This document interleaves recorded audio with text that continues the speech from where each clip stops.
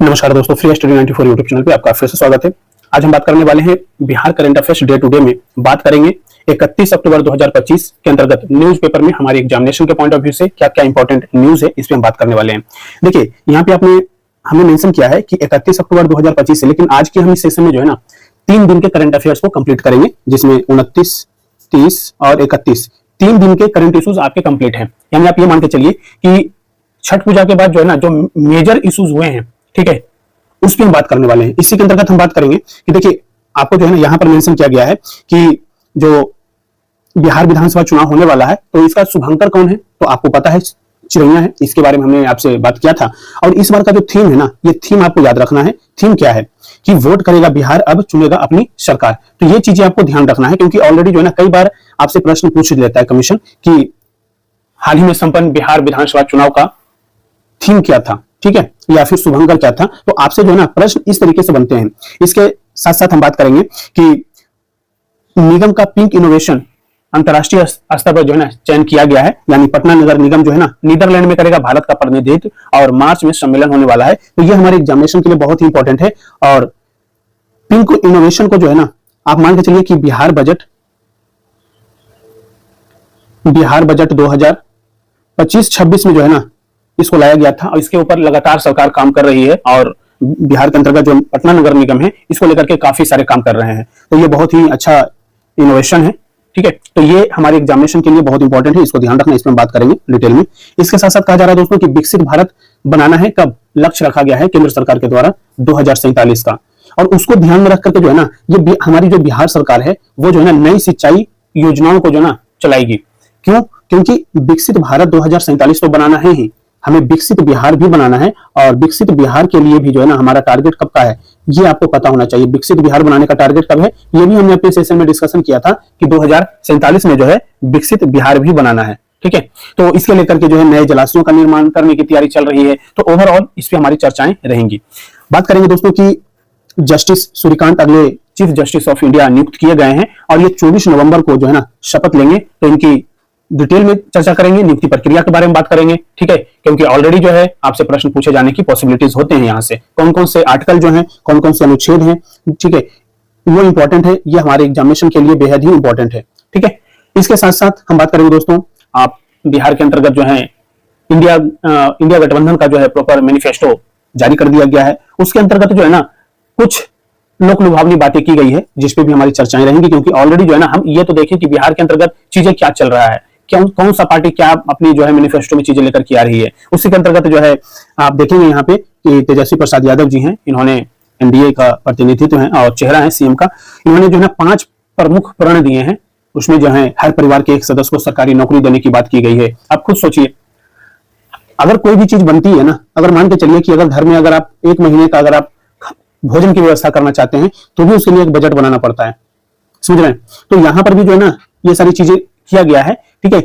1 दिसंबर से महिला को हर महीने 2500 रुपया देने की बात की गई है। देखिए, ये सारी चीजें देखा जाए ना, इसकी मतलब कि चीजों तो पेपर पर तो चीजें ठीक है कि आपके पास जो है ना कि बजट भी होनी चाहिए, समझ रहे हैं बात, ठीक है। संविदा कर्मी और जीविका समन्वयक स्थायी होंगे, ये भी कहा गया है इनके द्वारा। हर परिवार को 200 यूनिट बिजली मुफ्त देने की सुविधा की गई, मतलब कि इन्होंने व्यवस्था किया है, मतलब कि बोला है।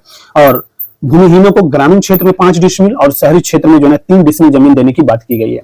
देखिए ये कितना बड़ा जो है बात की गई है।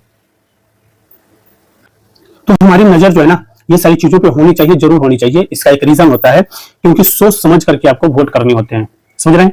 तो इसके अलावा जो है ना आज यानी 29, 30, 31 अक्टूबर के अंतर्गत लगभग हमारे पास 7 से 8 जो इश्यूज हैं, ये हमारे बिहार से रिलेटेड इश्यूज हैं। ये बेहद इंपॉर्टेंट है। यहाँ से प्रीलिम्स में भी प्रश्न बन सकते हैं, और यहाँ से जो है ना आपके मेंस में भी आपके प्रश्न बन सकते हैं। इसका भी ध्यान रखना है। इसके साथ साथ मैं बात करूं आपसे तो नेशनल जो इश्यूज हैं, नेशनल इंटरनेशनल इश्यूज हैं, ये लगभग जो है ना 12 से 15 ऐसे इश्यूज हैं जो आपके एग्जामिनेशन के लिए बेहद ही इंपॉर्टेंट है।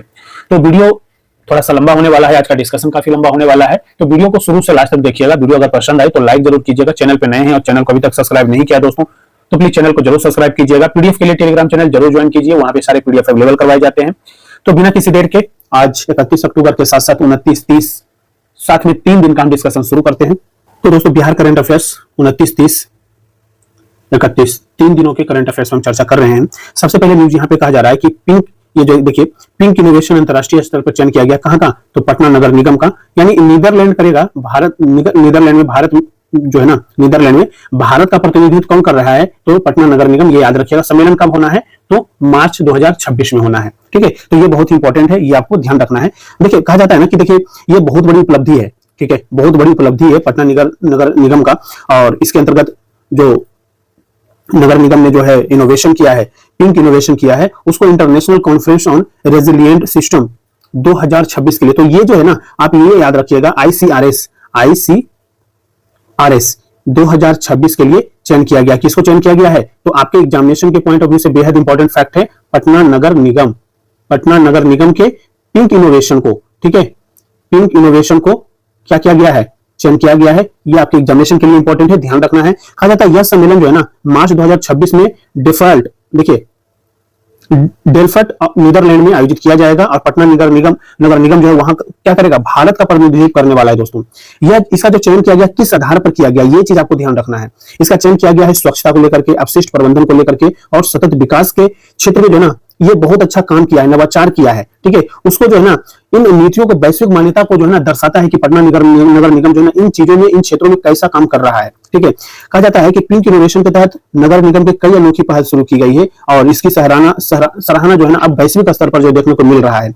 नगर निगम आयुक्त हैं यशपाल मीणा, उनका कहना है कि देखिए पिंक इनोवेशन पहल ने न केवल स्वच्छता के क्षेत्र में परिवर्तन की दिशा तय किया है, बल्कि महिलाओं के सशक्तिकरण और सतत विकास के आदर्शों को भी साकार किया है। डेल्फट में भारत का प्रतिनिधित्व करना एक सम्मान की बात है, इनका कहना है, ठीक है। तो ये बहुत ही इंपॉर्टेंट है। इसके साथ साथ कहा जाता है कि देखिए पिंक टॉयलेट हमने बनाया है, ठीक है, यानी महिलाओं के लिए मोबाइल वाहनों को चेंजिंग रूम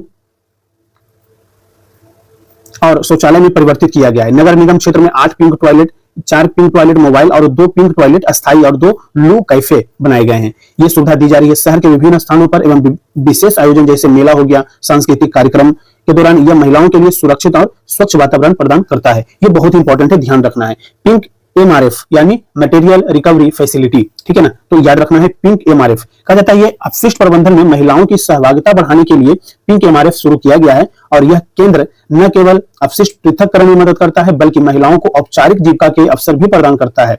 यह पहल स्वच्छ भारत मिशन अर्बन 2.0 के अंतर्गत सतत स्वच्छता और वैज्ञानिक अपशिष्ट प्रबंधन के लक्ष्यों के अनुरूप है, और सतत विकास लक्ष्यों की दिशा में महत्वपूर्ण योगदान भी दे रहा है। तो आपको याद रखना है ये किसके अंतर्गत चलाया गया है, तो स्वच्छ भारत मिशन अर्बन 2.0 के तहत चलाया गया है। ये बेहद इंपॉर्टेंट फैक्ट है आपके एग्जामिनेशन के लिए, ये याद रखने वाला फैक्ट है, ठीक है।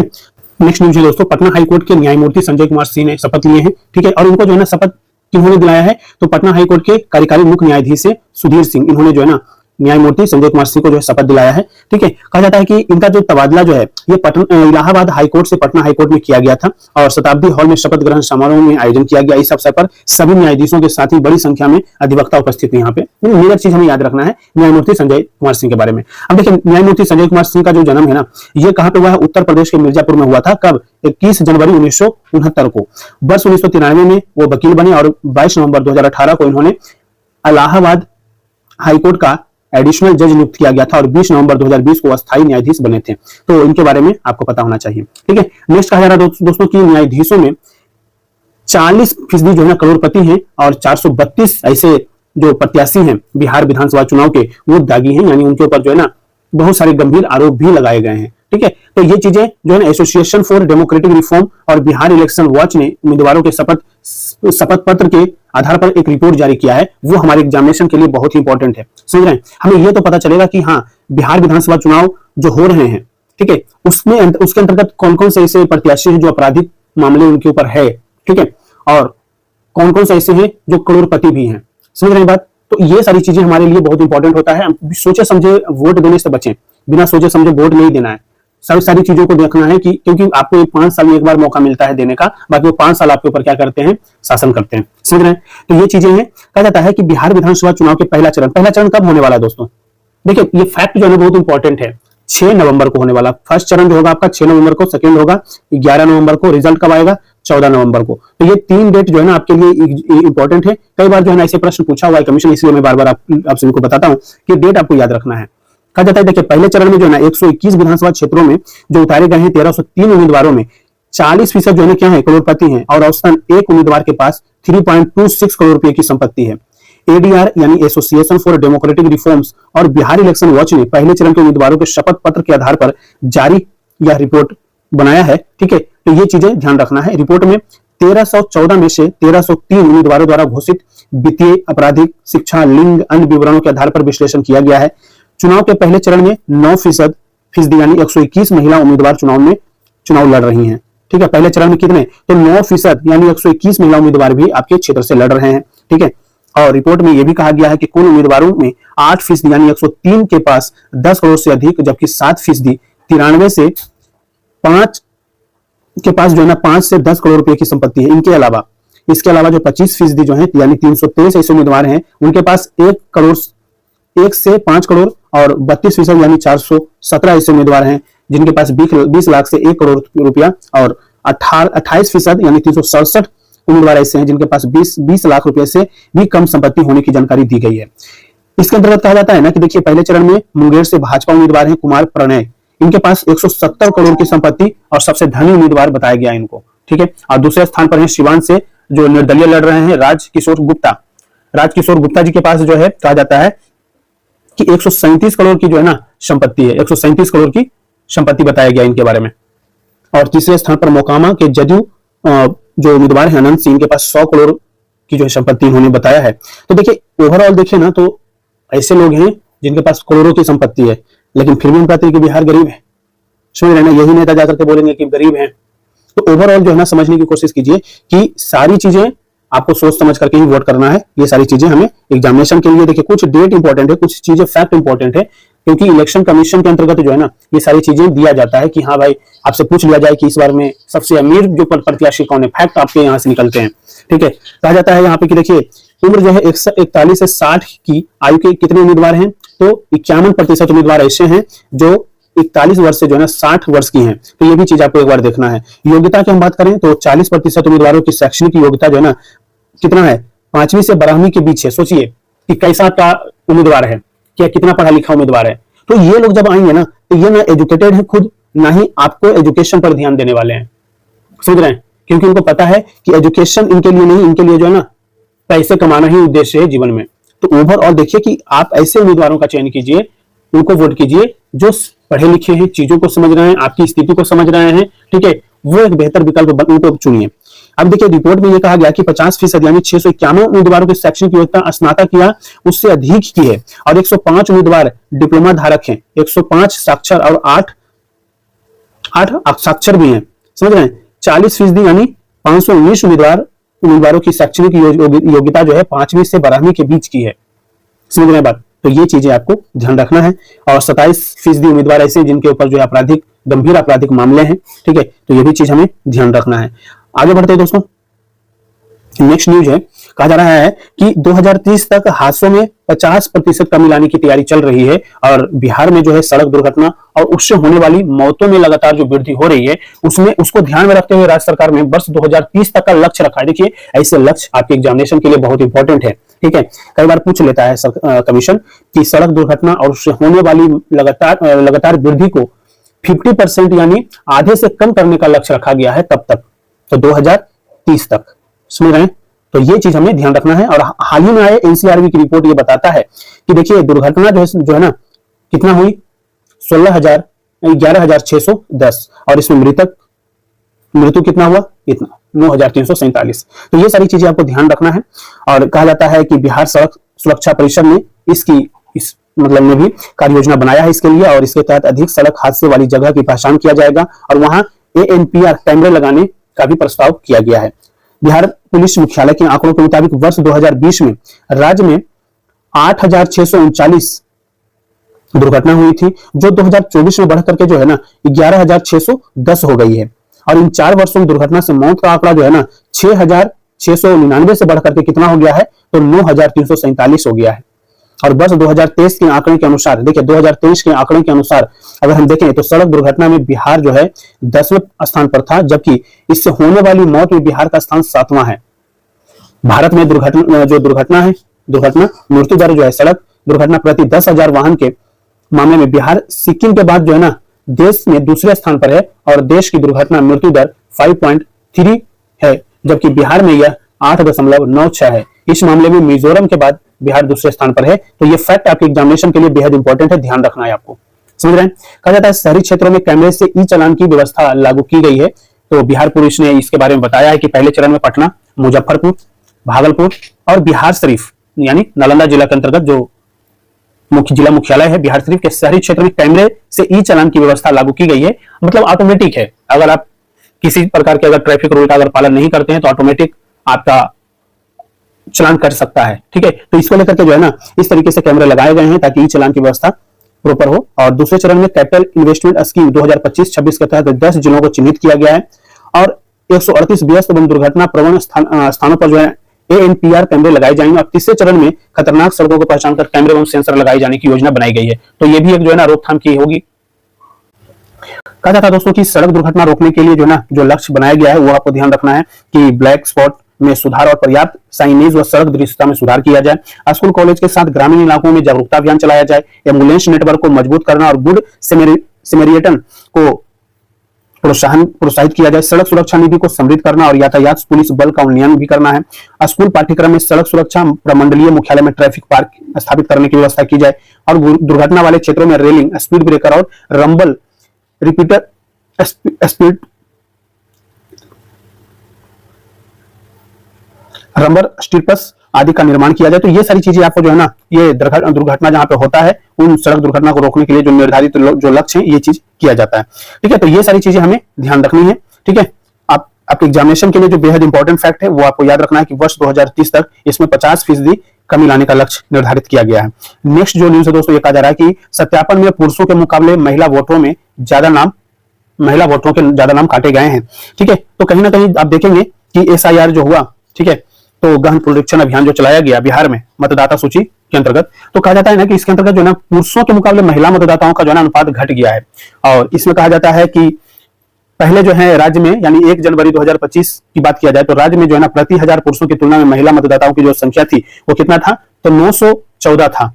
ठीक है, और 1 अक्टूबर 2025 को मतदाता सूची का अंतिम जब प्रकाशन किया गया तो यह अनुपात घट करके कितना हो गया, तो यह हो गया 992। यानी कितना घट गया, तो 22 जो है ना 22 घट गया दोस्तों। समझ रहे हैं बात। तो ये चीजें ध्यान रखने वाली बात है क्योंकि प्रश्न जो है ना यहां से बन सकता है, फैक्चुअल इंफॉर्मेशन है।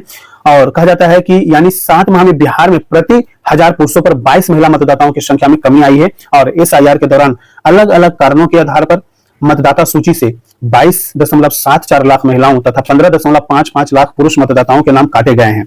चुनाव आयोग के आंकड़े के मुताबिक भोजपुर जिला को छोड़कर शेष सभी 37 जिलों में महिला मतदाता का लिंगानुपात कम हुआ है। याद रखना है, कौन सा जिला को छोड़ दें तो भोजपुर जिला को, बाकी 37 जिला में क्या हुआ है, महिला मतदाता का लिंगानुपात कम हुआ है यानी पुरुषों की अपेक्षा। ठीक है, और भागलपुर में प्रति 1000 पुरुषों पर सबसे अधिक 939, जबकि लखीसराय और पश्चिमी चंपारण में सबसे कम 872 मतदाता महिलाएं हैं। ये फैक्ट आपके एग्जामिनेशन के लिए बेहद इंपॉर्टेंट है, यहां से भी प्रश्न कमीशन बना सकता है। 12 जिलों का लिंगानुपात औसतन 892 से भी कम है और SIR के बाद किशनगंज जिले में सबसे अधिक प्रति 1000 पुरुषों के मुकाबले 63 महिला कम हुई है। याद रखना है। ठीक है, और जनवरी 2025 में किशनगंज जिले में 1000 पर 937 महिला मतदान थी, तो अब जो है 874 रह गई है। इसी तरह जनवरी के मुकाबले महिलाओं का लिंगानुपात भागलपुर में कितना, तो 43%, पूर्णिया में 38, बक्सर में 36, सिवान में 34 जो है ना गिर गया है। और लखीसराय और पूर्वी चंपारण के बाद सीतामढ़ी है, ये कितना है देखिए 873, किशनगंज शिवहर में 874, मुंगेर में 875, समस्तीपुर में 875, पूर्वी चंपारण। तो ये सारी चीजें जो है ना आपके एग्जामिनेशन के लिए ये इंपॉर्टेंट इसलिए हो जाता है क्योंकि सबसे ज्यादा और सबसे कम जो है ना ये चीज आपको ध्यान रखने वाला है। समझ रहे हैं बात। अब कहा जाता है ना तो देखिए सबसे कम लिंगानुपात वाले जो ना 5 जिले आपसे क्रमबद्ध पूछ सकता है। ठीक है, तो सबसे कम लिंगानुपात वाले कौन है, पश्चिमी चंपारण देखिए। ठीक है, अब 2011 के अनुसार बात किया जा रहा है, 2011 जनगणना के अनुसार लिंगानुपात क्या था यहाँ का। लखीसराय की बात करें तो देखिए ये कंपेरिजन आप कर लीजिए यहाँ पे। समझ रहे हैं ना। अब किशनगंज है, किशनगंज में 937 ठीक है मतदाता जनवरी में ये था और अक्टूबर में क्या हो गया 874, लेकिन 2011 की जनगणना के अनुसार कितना था 950। ये चीज ध्यान रखने वाला है। सबसे अधिक लिंगानुपात वाले 5 जिले कौन है, तो देखिए भागलपुर में सबसे ज्यादा है। समझ रहे हैं। और ये क्रम आपको याद रखना है, यहां से प्रश्न कमीशन बना सकता है। कहा जाता है कि कुछ ऐसे इंपॉर्टेंट फैक्ट है उसमें भी आपको ध्यान देना है। कहा जाता है जनवरी 2025 की तुलना में अक्टूबर 2025 में प्रति जो ये फैक्ट आपको ऑलरेडी हमने यहाँ पे डिस्कशन कर दिए हैं, ये चीज भी आपको ध्यान रखने वाली बात है। महिला वोटरों पर दोनों गठबंधनों का जोर है, ये हमें ध्यान नहीं देना है, ठीक है। और 11 जिलों में मतदाता लिंगानुपात बेहतर था, 11 जिलों में मतदाता लिंगानुपात बेहतर था। तो जनवरी 2025 की जो प्रकाशित मतदाता सूची में राजधानी सहित 18 जिलों में महिलाओं का लिंगानुपात 2011 की जनगणना के मुकाबले बेहतर था। इनमें शिवहर, सुपौल, अररिया, पूर्णिया, कटिहार, मधेपुरा, सहरसा, दरभंगा, वैशाली, बेगूसराय, खगड़िया, भागलपुर, बांका, मुंगेर, बक्सर, जमुई और रोहतास जिले शामिल रहे हैं। SIR के बाद 5 जिले मधेपुरा, सहरसा, वैशाली, खगड़िया, भागलपुर का लिंगानुपात ही जनगणना 2011 के मुकाबले बेहतर पाया गया है। 2011 की जनगणना के मुताबिक बिहार का लिंगानुपात प्रति 1000 पुरुष पर 918 महिला था। बिहार में 3 महीने तक चले SIR प्रक्रिया के बाद 30 सितंबर को अंतिम मतदाता सूची का प्रकाशन किया गया था। इसके मुताबिक राज्य में 7.42 करोड़ मतदाता, ये फैक्ट आपके लिए इंपॉर्टेंट है, जबकि SIR से पहले राज्य में 7.89 करोड़ मतदाता थे। यहां से ये फैक्ट आपको ध्यान रखना है कि फिलहाल वर्तमान में राज्य में कुल जो है ना कि मतदाता की संख्या कितनी है, तो 7.42 करोड़, ठीक है, याद रखना है। नेक्स्ट बात करते हैं दोस्तों यहाँ पे कि 2 दशक में सड़कों की लंबाई दुगनी हुई है, पर नेशनल हाईवे में राष्ट्रीय औसत से पीछे रहा है बिहार, ठीक है। तो ये चीजें आपको ध्यान रखना है। कहा जाता है देखिए 2005 में जो है ना 14,468 किलोमीटर से इस साल जो है 26,000 किलोमीटर हो गई है सड़कें, ठीक है। अब देखिए कहा जाता है कि सड़कों का जाल तो बिछा, पर ग्रामीण इलाकों में कई सड़कों को मरम्मत का इंतजार अभी भी है। 5 एक्सप्रेसवे परियोजनाओं पे काम चल रहा है। 2005 से पहले जो है ना बिहार में एक भी एक्सप्रेसवे का अस्तित्व नहीं था। 2, 4 और 6 लेन की सड़कों की संख्या में उल्लेखनीय वृद्धि की गई है, ठीक है। अब कहा जा रहा है ना कि देखिए हमारे एग्जामिनेशन के लिए कुछ जो इंपॉर्टेंट फैक्ट है वो आपको ध्यान रखना है, ठीक है। वो जो आपका फैक्ट है कि 2005 में 14,468 किलोमीटर सड़कें थी, जो बढ़ करके कितना हो गया, 26,000 किलोमीटर हो गया है। समझ रहे हैं ना, ये चीज आपको ध्यान रखना है। और इसके माध्यम से क्या होता है कि इसके माध्यम से जो है ना आपके सुगमता बढ़ जाती है, यानी मुख्य रोड से जो है ना ग्रामीण सड़कें जुड़ जाती हैं। तो उसके माध्यम से आप ये देखेंगे कि कृषि उत्पादन को मंडी तक ले जाना आसान हो जाता है, बड़े बाजार तक ले जाना आसान हो जाता है, बड़े शहरों तक जाना आसान हो जाता है। स्वास्थ्य व्यवस्था जो है सुदृढ़ हो जाती है, यानी मान के चलिए कि अगर आप गांव में रह रहे हैं, किसी प्रकार की अगर दिक्कतें आती हैं, तो आप जो है ना कम से कम जो है आप सड़क के माध्यम से आप जो है ना आप जल्द से जल्द त्वरित जो है ना उनको स्वास्थ्य चिकित्सा मतलब की चिकित्सीय सुविधा उपलब्ध करवा सकते हैं। अगर कोई प्रेग्नेंट वुमेन है, उनको जो है समय पर जो है उनको चिकित्सा मिल जाए, ठीक है। शिक्षा व्यवस्था, यानी आप जो है बच्चों की जो है एजुकेशन सुधार होता है, ठीक है। यानी गांव में रहकर के बच्चे जो है ना अच्छे स्कूल हो, ठीक है, वहां पर पढ़ाई करने के लिए जा सकते हैं, ठीक है। लड़कियों के लिए सुविधा हो जाती है। तो ओवरऑल इसके साथ साथ जो है ना कहीं लॉ एंड ऑर्डर भी बेहतर होता है। अगर आपकी सड़क मुख्य मार्ग से अगर आपकी गांव जुड़ा हुआ नहीं है, तो अगर वहां पे कोई भी दुर्घटना घट जाती थी, पहले तो क्या होता था कि लोग मतलब पुलिस वहां तक पहुंच नहीं पाती थी, सोच रहे हैं, उनकी वैन नहीं पहुंच पाती थी। तो आज के डेट में तो क्या है ना कि ये सारी सुविधाएं आपको मिलती है सड़क बनने से, ठीक है। तो यही सारी चीजें यहाँ पर दिया गया है, ठीक है, आपको इसको ध्यान में रखना है। इसके साथ साथ कहा जाता है कि 2 लेन की सड़कों की लंबाई बढ़कर के 2,786 किलोमीटर हो गई है, ठीक है। कहा जाता है पहले केवल 52 किलोमीटर सड़कें 2 लेन की थी, अब इसकी लंबाई बढ़कर के 2,786 किलोमीटर हो चुकी है, जबकि सिंगल और इंटरमीडिएट लेन सड़कों की लंबाई क्रमशः घट करके 286 या 292 किलोमीटर रह गई है। वर्ष 2005 से पहले जो है ना बिहार में एक भी एक्सप्रेसवे का अस्तित्व नहीं था। अभी 5 एक्सप्रेसवे पर काम चल रहा है। इनमें 408 किलोमीटर लंबा रक्सौल हल्दिया एक्सप्रेसवे है। याद रखना ये सारी परियोजनाएं जो है एक्सप्रेसवे से क्वेश्चन पूछ सकता है आपका। इसकी लंबाई कितनी है, सबसे ज्यादा लंबा वो आपको याद रखना है, ठीक है। और कहा जाता है 417 किलोमीटर लंबा गोरखपुर सिलीगुड़ी एक्सप्रेसवे है। 250 किलोमीटर लंबा पटना पूर्णिया एक्सप्रेसवे है। 300 किलोमीटर लंबा बक्सर भागलपुर एक्सप्रेसवे है और 161 किलोमीटर लंबा वाराणसी कोलकाता एक्सप्रेसवे शामिल है। समझ रहे बात, तो ये चीजें आपको याद रखना है। कहा जाता है यहाँ पे कि देखिए अगले साल जो है ना, अगले साल तक ग्रामीण सड़कों का काम पूरा होगा, ठीक है। ये कहना है किनका, तो ग्रामीण कार्य विभाग के द्वारा कहा गया है कि 17,982 स्वीकृत ग्रामीण सड़कों में से 11,985 सड़कें, जिसकी कुल लंबाई 20,998 किलोमीटर का कार्यारंभ हो चुका है, ठीक है। तो ये सारी चीजें ध्यान हमें रखना है, ठीक है। नेक्स्ट न्यूज है दोस्तों, कहा जाता है कि विकसित भारत 2047 को ध्यान में रख करके जो है ना सरकार जो है बिहार सरकार काम करेगी नई सिंचाई योजनाओं पे। तो ये चीज हमारे एग्जामिनेशन के लिए तो बेहद इंपॉर्टेंट तो है ही, और आप सभी को पता है कि विकसित भारत के साथ साथ विकसित बिहार का भी लक्ष्य 2047 का ही है, ठीक है। तो ये चीज हमें ध्यान देना है। कहा जाता है कि जो कार्य योजना चल रही है, ठीक है, इस कार्य योजना के तहत सिंचाई के क्षेत्र में व्यापक बढ़ोतरी की भी योजना बनाई जाएगी। इसमें मौजूदा कमांड क्षेत्र में बढ़ोतरी करने के साथ साथ सिंचाई के लिए नए क्षेत्र की पहचान करने के लिए किया जाएगा, और इसके लिए अलग योजना बनाई जा रही है दोस्तों। इसके साथ साथ कहा जाता है कि बहुत सारी चीजें हैं। अब तक राज्य के 30% खेतों तक सिंचाई का पानी नहीं पहुंच पाया है। तमाम कोशिशों के बाद आज महज 52% खेतों तक ही सिंचाई का पानी पहुंचा पा रहा है। लगभग 20% खेतों की सिंचाई क्षमता हासिल हो चुकी है, और नए जलाशयों के निर्माण मतलब ओवरऑल जो है ना बात किया जाए कि जो सिंचाई परियोजनाएं हैं उसको सुदृढ़ करने, क्योंकि ऐसा है ना कि बिहार जो है कृषि प्रधान राज्य है, ठीक है, कृषि प्रधान राज्य है, तो कृषि प्रधान राज्य होने के कारण जो है ना बिहार में सिंचाई व्यवस्था सुदृढ़ करनी जरूरी है। समझ रहे बात? तो इसीलिए जो है ये सारे डेटा आपको ध्यान में रखना है, क्योंकि आपसे पेपर 2 अगर आप बीपीएससी के एग्जामिनेशन में बैठते हैं तो अगर आप मेंस में देंगे तो पेपर 2 में आपको जो है ना यहाँ से आपको ये फैक्ट आपको ध्यान रखना है पेपर 2 में, जहां पे आपको इकोनॉमी और ज्योग्राफी आपको देखना पड़ता है, ठीक है, तो वहां पर ये फैक्ट आपके लिए बहुत इंपॉर्टेंट हो जाएगा कि सरकार के द्वारा चलाई गई योजनाओं के अंतर्गत जो है कहां तक हमने जो है ना सिंचाई को लेकर के कितने % जो है ना हमने सिंचाई की व्यवस्था कर पाए हैं, ठीक है, तो ये चीज ध्यान रखना है। नेक्स्ट न्यूज है, यहाँ पे कहा जा रहा है कि जागरूकता को निकाली गई है नौका झांकी, और चुनाव आयोग ने जो है मतदाताओं तक पहुंचने के लिए जो है छठ जो सुबह की जो अर्घ था उसमें विशेष गतिविधियों का आयोजन किया है, और मतदाता जागरूकता संदेश देने के लिए निर्वाचन विभाग ने भारतीय अंतर्देशीय जल मार्ग प्राधिकरण के सहयोग से नौका झांकी निकाली थी। और इन झांकियों में बिहार विधानसभा निर्वाचन के शुभंकर चिरैया, मतदान तिथियां 6 और 11 तथा मतदाता जागरूकता से संबंधित संदेश प्रदर्शित किए गए। नौका पर चलते हुए छठ गीत के माध्यम से भी लोगों को मतदान में भागीदारी के लिए प्रेरित किया गया। साथ साथ कहा जाता है कि देखिए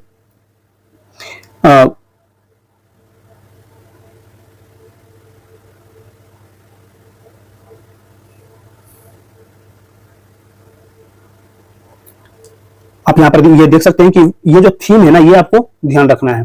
थीम आपके एग्जामिनेशन के लिए बेहद इंपॉर्टेंट है कि वोट करेगा बिहार, चुनेगा अपनी सरकार, ठीक है, और ये चिरैया है जो कि शुभंकर है इस बार का, तो हमारे एग्जामिनेशन के लिए जो ये दोनों फैक्ट आपके लिए इंपॉर्टेंट है, ध्यान रखना है।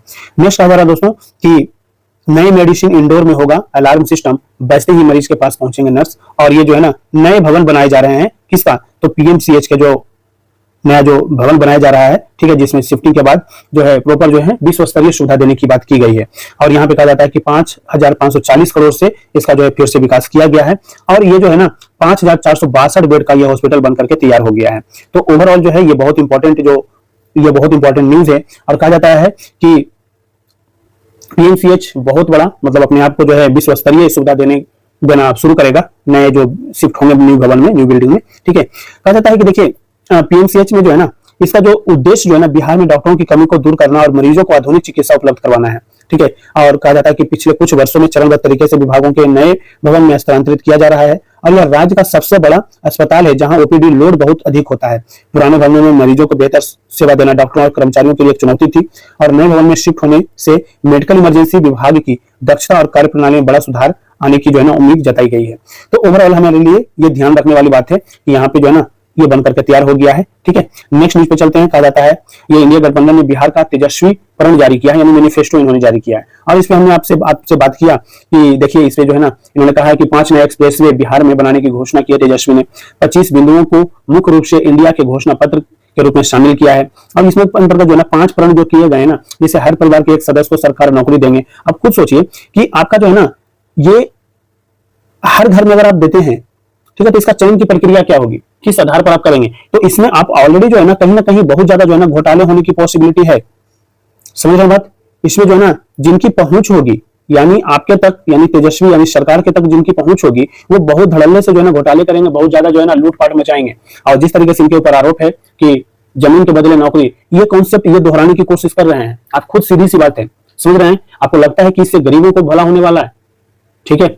ऑलरेडी जो है जो जिनका वर्चस्व गांव में है, जिनका वर्चस्व पंचायत लेवल पे है, ठीक है, क्योंकि ऑलरेडी सरकार जो है किससे संपर्क करेगी, वहां की जो है ना लोकल जो लीडर है उनसे, समझ रहे हैं। और उसको आधार बना करके अगर किया जाएगा तो इसीलिए कहा जाता है, इससे कंपटीशन लाने का उद्देश्य क्या था कि भाई जो जिनके अंदर जो है ना अच्छी गुणवत्ता है, पढ़े लिखे लोग हैं, वो कंपटीशन फेस करें, कंपटीशन के माध्यम से जाएं, तो वो जो है ना कहीं ट्रांसपेरेंसी का एक उदाहरण है, समझ रहे हैं। तो ये चीजें इसका चयन करने का ये पता नहीं ये क्या इनके मन में चल रहा है कि भैया जो है ना बिहार में देखिए आपके पास जो है ना बिहार में कहा जाता है सरकारी नौकरी के पीछे सारे लोग पागल हैं, ठीक है। सरकारी नौकरी के पीछे सारे युवा जो है ना लगता है कि बस हमें जो है सरकारी नौकरी दे दो, हम काम नहीं करेंगे, हम बस इस तरीके से। लेकिन आप ये खुद सोचिए कि जब ऐसे लोग आएंगे कहेंगे भैया हर परिवार में एक सदस्य को हम सरकारी नौकरी दे देंगे, तो ये तो इनसे पूछिए कि किस प्रकार की नौकरी, किस आधार पर नौकरी आप देंगे, उसके लिए पैरामीटर क्या होगा, समझ रहे हैं ना। तो ओवरऑल ये चीजें आपके माइंड में चलनी चाहिए, और इससे जो है करप्शन बढ़ेगा। और दूसरी चीज, सरकार उनको वेतन कहां से ला करके देगी, वेतन की भी प्रॉब्लम है। अब तो ये करेंगे कि भैया ये है बिहार में शराबबंदी है, देखिए इनडायरेक्ट हो डायरेक्ट हो, समझ रहे हैं ना। अगर बंद है तो उसको हम बंद ही कहेंगे, ठीक है। बाकी तो काम करने वाले तो लोग तो कुछ भी काम करके तो करते हैं ना, समझ रहे बात। तो ओवरऑल हम यही चीज समझे कि देखिए बिहार में शराब बंद है तो इनका एक मन में चल रहा होगा भैया ऐसा करेंगे ना कि सरकारी नौकरी तो दे देंगे लेकिन जो है शराबबंदी को हटा देंगे और वहां से जो राजस्व आएगा ना उस राजस्व का जो है ना हम क्या कर लेंगे सैलरी में इनको डिस्ट्रीब्यूट कर देंगे। लेकिन आप खुद सोचिए कि उससे जो है कि क्या बनेगा बिहार। जो आप बना रहे हैं कि हमें 22 महीने का समय दीजिए हम ये बना करके, आपको लगता है ये बना बन जाएगा? तो थोड़ा सा आपको समझना है, हर एक मैनिफेस्टो को जो है ना आपको इसी तरीके से आपको अध्ययन करना है। 1 दिसंबर से महिलाओं को हर महीने 2500 रुपया देने की बात, देखिए सरकार ऑलरेडी जो है 1100 रुपया कर दी है, वर्तमान सरकार जो है 1100 रुपया कर दिया। अब इसको बढ़ा करके दुगना करेंगे। सबसे पहले हमें वही समझना होगा कि राजस्व पे जो इतना ज्यादा जो है बोझ बढ़ेगा उसका जो है ना निराकरण कहां से करेंगे। क्या बिहार में इतनी इंडस्ट्रीज हैं, इतना टैक्स सरकार को मिलती है जिससे ये भरपाई कर सकते हैं? सुन रहे बात? कृषि प्रधान राज्य है, आप कहां से कर्ज लेंगे?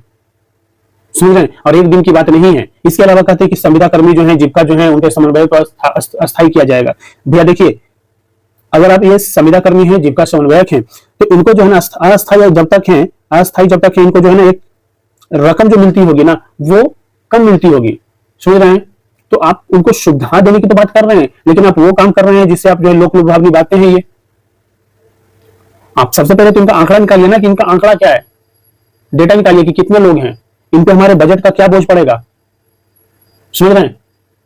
लगभग 3.25 लाख करोड़ रुपए का बिहार का बजट होता है, तो आप तो सारे लोग सारी चीजें तो यहीं पे आप सैलरी देने में ही बांट देंगे। तो और भी तो कहीं भी इंफ्रास्ट्रक्चर पे बात कहां पे कर रहे हैं आप? विश्वस्तरीय इंफ्रास्ट्रक्चर की बात कीजिए, क्योंकि इंफ्रास्ट्रक्चर बेहतर रहेगी तो आपके पास जो है ना इन्वेस्टमेंट आएगा, बड़ी बड़ी कंपनियां आपकी तरफ देखेगी। जब तक इंफ्रास्ट्रक्चर नहीं रहेगा बिहार में इन्वेस्टमेंट कोई भी आपके पास नहीं करेगा। रोड बिजली की सुविधा नहीं देंगे आप तो नए इन्वेस्टमेंट नहीं आएंगे। समझ रहे ना? अब देखिए हर परिवार को 200 यूनिट मुफ्त बिजली देंगे। अरे भाई बिजली कंपनियां भी निकल करके चली जाएगी। समझ रहे हैं ना? कहा जाता है भूमिहीनों को ग्रामीण क्षेत्र में 5 और शहरी क्षेत्रों में जो है 3 डिसमिल जमीन देने की बात की गई है। देखिए ऐसी चीजें मत बोलिए जिससे जो है ना किनका नुकसान हो। नुकसान गरीबों का होता है। समझ रहे हैं ना? तो ओवरऑल जो है ना ऐसी बातें मत कीजिए जो आप पूरा नहीं कर सकते हैं। और इससे बिल्कुल स्पष्ट होता है कि आप जो है ना कुछ नहीं कर रहे हैं, आप केवल और केवल लोगों को बरगलाने और ये सारी चीजें, ताकि जो है ना लोग हमें सरकारी नौकरी और ये सारी चीजों पे हमें वोट दे दें, इस पे चीजें नहीं चलती है भाई। आप भी जो है इतने अनुभव है लेकिन जो है ना कोई भी चीज बिहार की जनता इतना बुड़बक थोड़ा ना है। समझने की कोशिश करना है आप लोग। कम से कम आप अपने परिवार को समझाइए कि ये जो है ना किस आधार पर देंगे, इसके बारे में तो ये बताएं। समझ रहे हैं? तो ओवरऑल जो है ना हमें ये चीज समझ करके रखना है। देखिए यहां पर कहा गया है कि कहा जाता है अव्वल राज्य और विकसित बिहार बनाने के लिए हम अपने संकल्प को हर हाल में पूरा करेंगे। घोषणा को पूरा करने के लिए पैसा कहां से लाएंगे? इस पर तेजस्वी ने कहा कि हम टूटे फूटे वादे नहीं करते। एनडीए को बताना चाहिए कि उसने जो घोषणा की है उसके लिए पैसा कहां से लाएंगे। समझ रहे बात? तो देखिए एनडीए के तरफ से जो घोषणा किए गए हैं ऑलरेडी जो है आपने देखिए सारी चीजों को जो है ना बढ़ा दिए हैं। अब यह है कि कोई 1 रुपया की बात करता है, हम कहेंगे नहीं भैया हम जो है ना 5 रुपये की बात करेंगे। और जब काम करने की बारी आएगी तो आप कहेंगे कैसा है कि हम तो जो है अभी वो तो ऐसे ही बातें कर दिए थे। जैसे एक बार प्रधानमंत्री जी ने भी बोल दिया था कि 15 लाख रुपए आएंगे 2014 में, अभी तक आ ही रहे हैं। तो वो सारी चीजें भी हमें समझना है। समझ रहे हैं? तो ये सारी चीजें आपको ध्यान में रखने वाली बात है। ठीक है, नेक्स्ट जो न्यूज है दोस्तों, कहा जा रहा है दिल्ली में कृत्रिम वर्षा कराने का प्रयास, हल्की बूंदाबांदी हुई है। तो जो है ना ये बहुत ही इंपॉर्टेंट है, क्लाउड सीडिंग। समझ रहे हैं? ये क्लाउड सीडिंग को समझना बहुत इंपॉर्टेंट है। और ये जो है ना दिल्ली में कृत्रिम बारिश क्यों कराना पड़ा, ये हमें जानकारी होनी चाहिए। कि आपने देखा होगा कि हर साल आप अक्टूबर मन से शुरू होता है, पराली का जो धुंध है वो दिल्ली की तरफ आता है, हरियाणा और पंजाब की तरफ से। ठीक है, और इसके कारण जो है दिक्कतें हो जाती हैं। और यहाँ पे जो है एकाएक जो है क्या होता है, टेम्परेचर डाउन हो जाता है और पोल्यूशन का लेवल बढ़ जाता है। समझे? तो दिल्ली में जो प्रदूषण बढ़ा है, ठीक है, और उसको कम करने के मकसद से जो है ना कृत्रिम बारिश का प्रयास किया गया है। और नोएडा हो, ग्रेटर नोएडा हो, कुछ क्षेत्रों में इसकी हल्की बूंदाबांदी भी देखी गई है। ठीक है, तो ये सारी चीजें हमें ध्यान रखना है।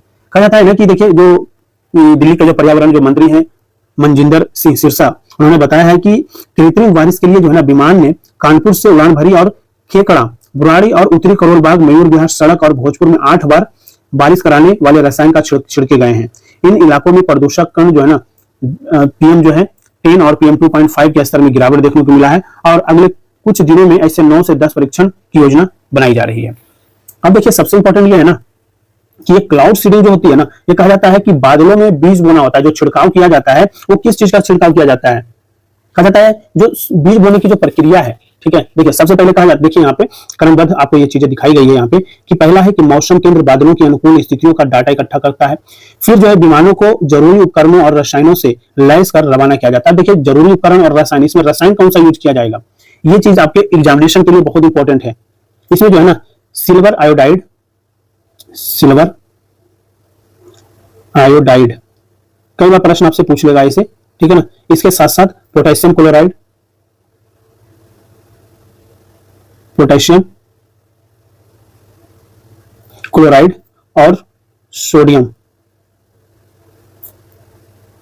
क्लोराइड, इसमें जो है ना ये जो आपका रसायन होता है इसका एक मिक्सर होता है, इससे जो है ना छिड़काव किया जाता है, यानी बीज जो है ना बोए जाते हैं, ठीक है, क्लाउड में जाकर के, ठीक है। कहा जाता है कि विमान बादलों के बीच पहुंच करके बारिश कराने के लिए रसायनों का छिड़काव जैसे ये कर रहा है, ये छिड़काव करता है, ठीक है। फिर कहता है कि कहा जाता है कि रसायन का छिड़काव करते ही पानी और बर्फ संघनित हो जाती है और भारी होने के कारण ये पानी बूंद के रूप में नीचे गिरती है और जमीन के पास तापमान बढ़ने के समय के साथ साथ बर्फ भी पिघलती है।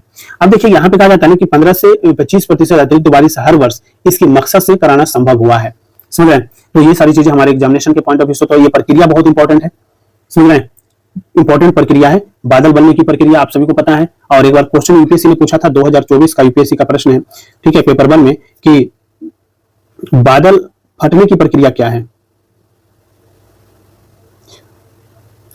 प्रक्रिया के बारे में प्रश्न पूछा हुआ है। आप ये खुद सोचिए कि जब बादल फटने की प्रक्रिया पूछ सकता है तो जो है ना कृत्रिम बादल बनाने की प्रक्रिया भी तो आपसे पूछा जाएगा ना, कृत्रिम वर्षा कैसे किया जाता है, ठीक है ना, वो प्रक्रिया भी आपसे पूछ सकता है। तो ये चीजें आपको देखना है।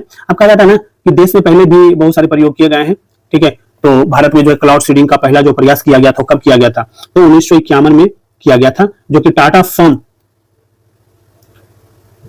फर्म द्वारा किया गया था, ठीक है। कहां पे, तो ये पश्चिमी घाट पे, वेस्टर्न कोस्ट पे किया गया था, ठीक है। तो ये चीज आपको ध्यान रखना है। और इसका मुख्य उद्देश्य जो था, इसका मुख्य उद्देश्य था बारिश को बढ़ाना, ठीक है। और वर्ष 2003-4 में कर्नाटक और महाराष्ट्र ने भी इसका प्रयोग किया है।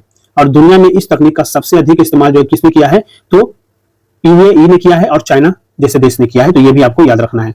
यही पे कहा जाता है दोस्तों कि नमी की कमी से खुलकर नहीं हुई कृत्रिम वर्षा, ऐसा कहना है, ठीक है। तो ये चीजें हमारे एग्जामिनेशन के लिए तो इंपॉर्टेंट है ही, ठीक है। अब देखिए हमने आपसे बताया कि ये जो चीजें हैं ये आपके एग्जामिनेशन के लिए बेहद इंपॉर्टेंट है। और पहली बार जो है 1951 में जो है टाटा फर्म के द्वारा किया गया था पश्चिमी घाट पर।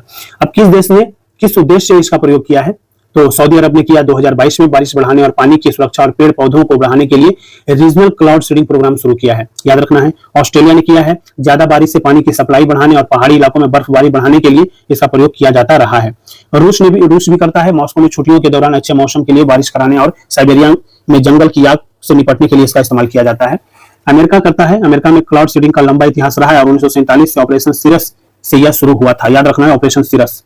चाइना जो है कहा जाता है कि सालों से सूखा खत्म करने और जंगलों की आग बुझाने और मिलिट्री परेड के दौरान बारिश से बचने के लिए ये जो है ना इसका प्रयोग होता रहा है, ठीक है। तो ओवरऑल हमारे एग्जामिनेशन के लिए ये चीजें बहुत इंपॉर्टेंट है। कहा जाता है कि देखिए ये जो प्रभाव है लाभकारी है, सूखे से राहत मिलता है, कृषि क्षेत्र में फसलों को पानी मिल जाता है, इसके माध्यम से जल स्रोतों में वृद्धि होती है, जैसे झीलों, बांधों और जलाशयों में पानी का स्तर बढ़ जाता है, धूल कणों में कमी आता है, जिससे जो है हमें सांस लेना अच्छा हो जाता है, आग बुझाने में इससे मदद मिलती है, ठीक है। और मानव शरीर का पर जो है इसका असर जो है ना कम होता है। कहा जाता है कि सामान्यतः जो कृत्रिम बारिश जो है प्रत्यक्ष नुकसान नहीं देता है, क्योंकि छिड़के गए रसायनों की मात्रा बहुत कम होती है, लेकिन यदि इसे बार बार किया जाए तो मिट्टी और पानी में धात्विक तत्वों का जमाव मानव स्वास्थ्य पर असर डाल सकता है, जैसे कि त्वचा रोग, श्वसन समस्याएं और जलजन्य जैसी बीमारियां जो हैं ये बढ़ सकती हैं, ठीक है। इसके साथ साथ कहा जाता है कि ये दुष्प्रभाव बहुत सारे ऐसे हैं जो दुष्प्रभाव भी कर सकते हैं, जिसमें कहा जाता है कि सिल्वर आयोडाइड जैसी धातु मिट्टी और पानी में जमा होकर के पर्यावरणीय असंतुलन पैदा कर सकती है। एक क्षेत्र में कृत्रिम बारिश कराने से दूसरे क्षेत्र में बादल और नमी कम हो सकते हैं, तो ये भी एक जो है ना अनबैलेंस हो सकता है, ठीक है। यहीं पे कहा जाता है दोस्तों कि क्लाउड सीडिंग के लिए जो उड़ान की शुरुआत की गई थी आईआईटी कानपुर के एयर स्ट्रिप से हुई और लक्ष्य जो है मेरठ के रनवे पर उतरने का था, जो एक अनकंट्रोल रनवे है। उड़ान का रूट जो था वो आपको ध्यान में रखना है। दूसरी सीडिंग का उड़ान भी किया गया है, ठीक है। तो ये सारी चीजें हैं, कब कब क्या किया गया। कहा जाता है प्रदूषण नियंत्रण के लिए 2 दशक में हुई है कई पहल। दिल्ली में प्रदूषण लगातार जो है बढ़ता हुआ देखते हुए जो है ना सरकार की तरफ से बहुत सारे प्रयास किए गए हैं। ठीक है, इनमें से एक आपने देखा होगा कि पराली के प्रदूषण पर नियंत्रण भी लगाया गया है। ठीक है, जैसे आप पंजाब देख लें, हरियाणा देख लें, उत्तरी पश्चिमी उत्तर प्रदेश जो है वहां पे पराली जलाने पर रोक लगाने के लिए 2017 से कई अभियानों की शुरुआत की गई है। यह प्रयास अभी तक आंशिक रूप से जो है मतलब कि कहा जाए तो छोटे स्तर पर ही सफल हो पाया है। ईंधन और वाहनों से संबंधित प्रयास किए गए हैं। सरकार 2001 में सीएनजी योजना लागू किया दिल्ली में। सुप्रीम कोर्ट के आदेश पर 2001 में दिल्ली में सार्वजनिक परिवहन को सीएनजी पर लाया गया। यह दिल्ली में अब तक का सबसे बड़ा सफल कदम माना जाता है। निर्माण गतिविधियों से जुड़े प्रयास भी किए गए। डीपीसीसी और सीपीसीबी ने समय समय पर औद्योगिक इकाइयों की जांच की। अनियमित ईंधन उपयोग करने वाले उद्योगों को बंद करवाया। अनुपालन की कमी के कारण इनका असर सीमित रहा है। कहा जाता है कि सम विषम योजना भी सरकार के द्वारा शुरू किया गया। 2016, 17 और 19 में दिल्ली सरकार ने प्रदूषण कम करने के लिए सम विषम योजना शुरू की। इसके तहत विषम और सम संख्या वाली गाड़ियां अलग अलग दिनों में चल सकती थी। शुरुआती दिनों में प्रदूषण स्तर में मामूली सुधार देखा गया, लेकिन योजना समाप्त होते ही स्थिति पूर्ववत जो है बनी रही। इससे आंशिक रूप से सफल प्रयास माना जा सकता है। इसके साथ साथ जो है ना सरकार के द्वारा और भी जो है चीजें चलाया गया, जिसमें आप देखेंगे कि ट्रैफिक ऑन गाड़ी ऑफ का भी जो है अभियान चलाया गया। ठीक है, ये जो है प्रदूषण के साथ साथ हीटवेव को भी कम करने के लिए चलाया गया था।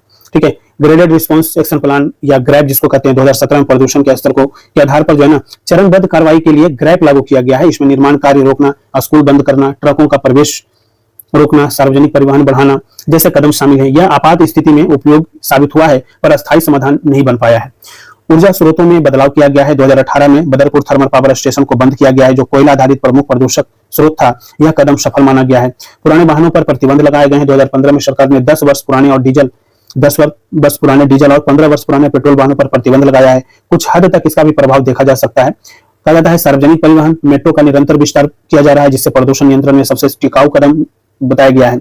लाखों लोगों ने सार्वजनिक परिवहन को अपनाया है। ये बहुत अच्छा कदम है। तो सरकार के द्वारा जो है ना बहुत अलग अलग समय पे अलग अलग जो है कदम उठाए गए हैं। उसका कुछ मतलब कि मान के चले कि कुछ पॉजिटिव रिजल्ट तो आए हैं, लेकिन कुछ खास रिजल्ट नहीं देखने को मिला है। समझ रहे हैं। नेक्स्ट आ रहा है दोस्तों की छोटी दूरी की यात्राओं का अस्थायी बनेगा सुखोई, साथी बनेगा सुखोई सुपरजेट, याद रखना है। ठीक है, तो देश में पहली बार जो है ना देश में पहली बार यात्री विमानों का निर्माण होगा और भारत रूस साथ मिलकर के छोटी दूरी की उड़ानों के लिए डबल इंजन से लैस सुखोई सुपरजेट SJ-100 विमान बनाएंगे। ये चीज आपको याद रखना है, यहां से फैक्ट बन सकता है दोस्तों। हिंदुस्तान यानी कौन, HAL हिंदुस्तान एरोनॉटिक्स लिमिटेड और रूसी कंपनी जो है public joint stock United aircraft corporation में ये जो क्या हुआ है, MOU हुआ है, समझौता हुआ है। ये याद रखना है। दोनों कंपनियों का नाम आपके लिए इंपॉर्टेंट है। कहा जाता है कि जो हाल है यानी हिंदुस्तान एरोनॉटिक्स लिमिटेड है, उसने का बताया है कि यह पहला प्रोजेक्ट है जिसके तहत देश में यात्री विमानों का निर्माण होगा। और इसके चेयरमैन कौन है हाल के, तो DK सुनील हैं और रूसी कंपनी के महानिदेशक वादिम वाडेखा हैं। इसको लेकर के हस्ताक्षर किया है। हाल ने कहा है कि SJ-100 विमान का निर्माण भारतीय विमानन उद्योग के इतिहास में एक नए अध्याय की शुरुआत है और उड़ान योजना के तहत देश में हवाई संपर्क क्षेत्र को मजबूत करना है और भारत को विमानन क्षेत्र में आत्मनिर्भर बनाने के लिए यह करार किया गया है। उस दिशा में एक बहुत महत्वपूर्ण ये पहल है। इससे बड़े पैमाने पर रोजगार सृजन होगा और दुनिया में अब तक जो है करीब 200 SJ-100 विमान तैयार किए गए हैं, जिनका इस्तेमाल 16 विमानन कंपनियां जो है कर रही हैं। ठीक है, कहा जाता है कि ये जो करार किया गया है, पुतिन का जो दौरा है, ठीक है, दिसंबर में, उससे पहले जो है ये चीजें हुई है, तो इसको जो है कहा जा रहा है कि ये सफल हुआ है। ठीक है, कहा जाता है कि सरफराज के इंजन से हुई शुरुआत। सरफरान SJ-100 यात्री विमान के निर्माण की शुरुआत जो हुआ था, ये वर्ष 2000 में हुआ था और 19 मई 2008 को इसने पहली परीक्षण उड़ान भरी थी और 21 अप्रैल 2011 को पहली बार यात्रियों को लेकर के ये उड़ा था। विमान में 2 इंजन फ्रांस की कंपनी सरफरान से लगे हैं और वर्ष 2022 में रूस ने इसे पूर्ण रूप से खुद तैयार करने का ऐलान किया। सरफरान के इंजन की जगह रूस निर्मित इंजन लगाया जा रहा है। यह विमान अब तक 4 हादसों का शिकार हुआ, जिसमें 84 लोगों की जान गई है। ठीक है, तो ये चीजें हमारे एग्जामिनेशन के लिए तो इंपॉर्टेंट तो है ही। ठीक है, अब कहा जा रहा है ना दोस्तों कि यहाँ पर देखिए 10 वर्षों में ये सारी चीजें फैक्ट वही है जो हम यहाँ पर डिटेल में देखे हैं। ये चीजें आपको ध्यान रखना है। ठीक है, कहा जाता है विमानों की जरूरत लगातार बढ़ेगी। ठीक है, मतलब ऐसा कहा जा रहा है, हिंदुस्तान एरोनॉटिक्स जो लिमिटेड है उसने अनुमान लगाया है कि अगले 10 वर्षों में भारत में विमानन क्षेत्र में क्षेत्रीय संपर्क के लिए इस श्रेणी के 200 से अधिक जेट विमानों की आवश्यकता होगी। इसी तरह भारतीय महानगर क्षेत्र में निकटवर्ती अंतर्राष्ट्रीय पर्यटन स्थलों की सेवा के लिए जो है अतिरिक्त 350 विमानों की जरूरत होगी। और कंपनी ने बताया है कि इससे पहले HAL द्वारा जो है ना AVRO HS-78 विमान का निर्माण 1961 में शुरू किया गया था और 1988 में यह प्रोजेक्ट पूरा हुआ था। इस विमान का उपयोग भारतीय वायुसेना करती थी। तो ये चीज आपको ध्यान रखना है। उड़ान योजना के तहत हवाई संपर्क के क्षेत्र मजबूत होगा, ये भी चीजें हमें ध्यान रखना है। नेक्स्ट न्यूज पे चलते हैं। कहा जाता है अब क्लाउड सीडिंग के खर्च को लेकर के सवाल उठ रहे हैं। तो ये चीजें तो जरूरी है कि कोई भी चीज होगा उसको लेकर के चीजें चलेगी ही चलेगी। कहा जाता है बादलों में 10% से भी कम नमी होने पर बुधवार को रोकी गई क्लाउड सीडिंग। ठीक है, तो लगातार छिड़काव से जो है ना कि दिक्कत तो होगा ही होगा और इस पे हमने बात किया है लगातार। ठीक है, ये चीज आपको एक बार देख लेना है। और ये सारी चीजें देखिए, आम आदमी पार्टी जो पहले दिल्ली की सरकार थी केजरीवाल जी की, वो दिल्ली में जो कृत्रिम वर्षा योजना पर सवाल उठाया है। ठीक है, तो ये सारी चीजें तो उठेगा ही उठेगा। गैर यूरिया उर्वरकों पर 38,000 करोड़ की सब्सिडी की बात की है, कैबिनेट ने फैसला लिया है। ये बहुत इंपॉर्टेंट फैक्ट है, ध्यान रखना है, बहुत इंपॉर्टेंट न्यूज है। केंद्रीय कैबिनेट ने चालू जो वित्त वर्ष 2025-26 उसके लिए जो है ना 25-26 के लिए रबी सत्र के लिए जो है ना गैर यूरिया उर्वरकों फास्फोरस और सल्फर पर 37,952 करोड़ रुपए की सब्सिडी की मंजूरी दी है। तो ये आपको याद रखना है, गैर यूरिया उर्वरक यानी फास्फोरस और सल्फर पर 37,952 करोड़ रुपए की सब्सिडी की मंजूरी दिया है। और प्रधानमंत्री मोदी जी की अध्यक्षता में मंगलवार को केंद्रीय मंत्रिमंडल की बैठक में यह फैसला लिया गया है।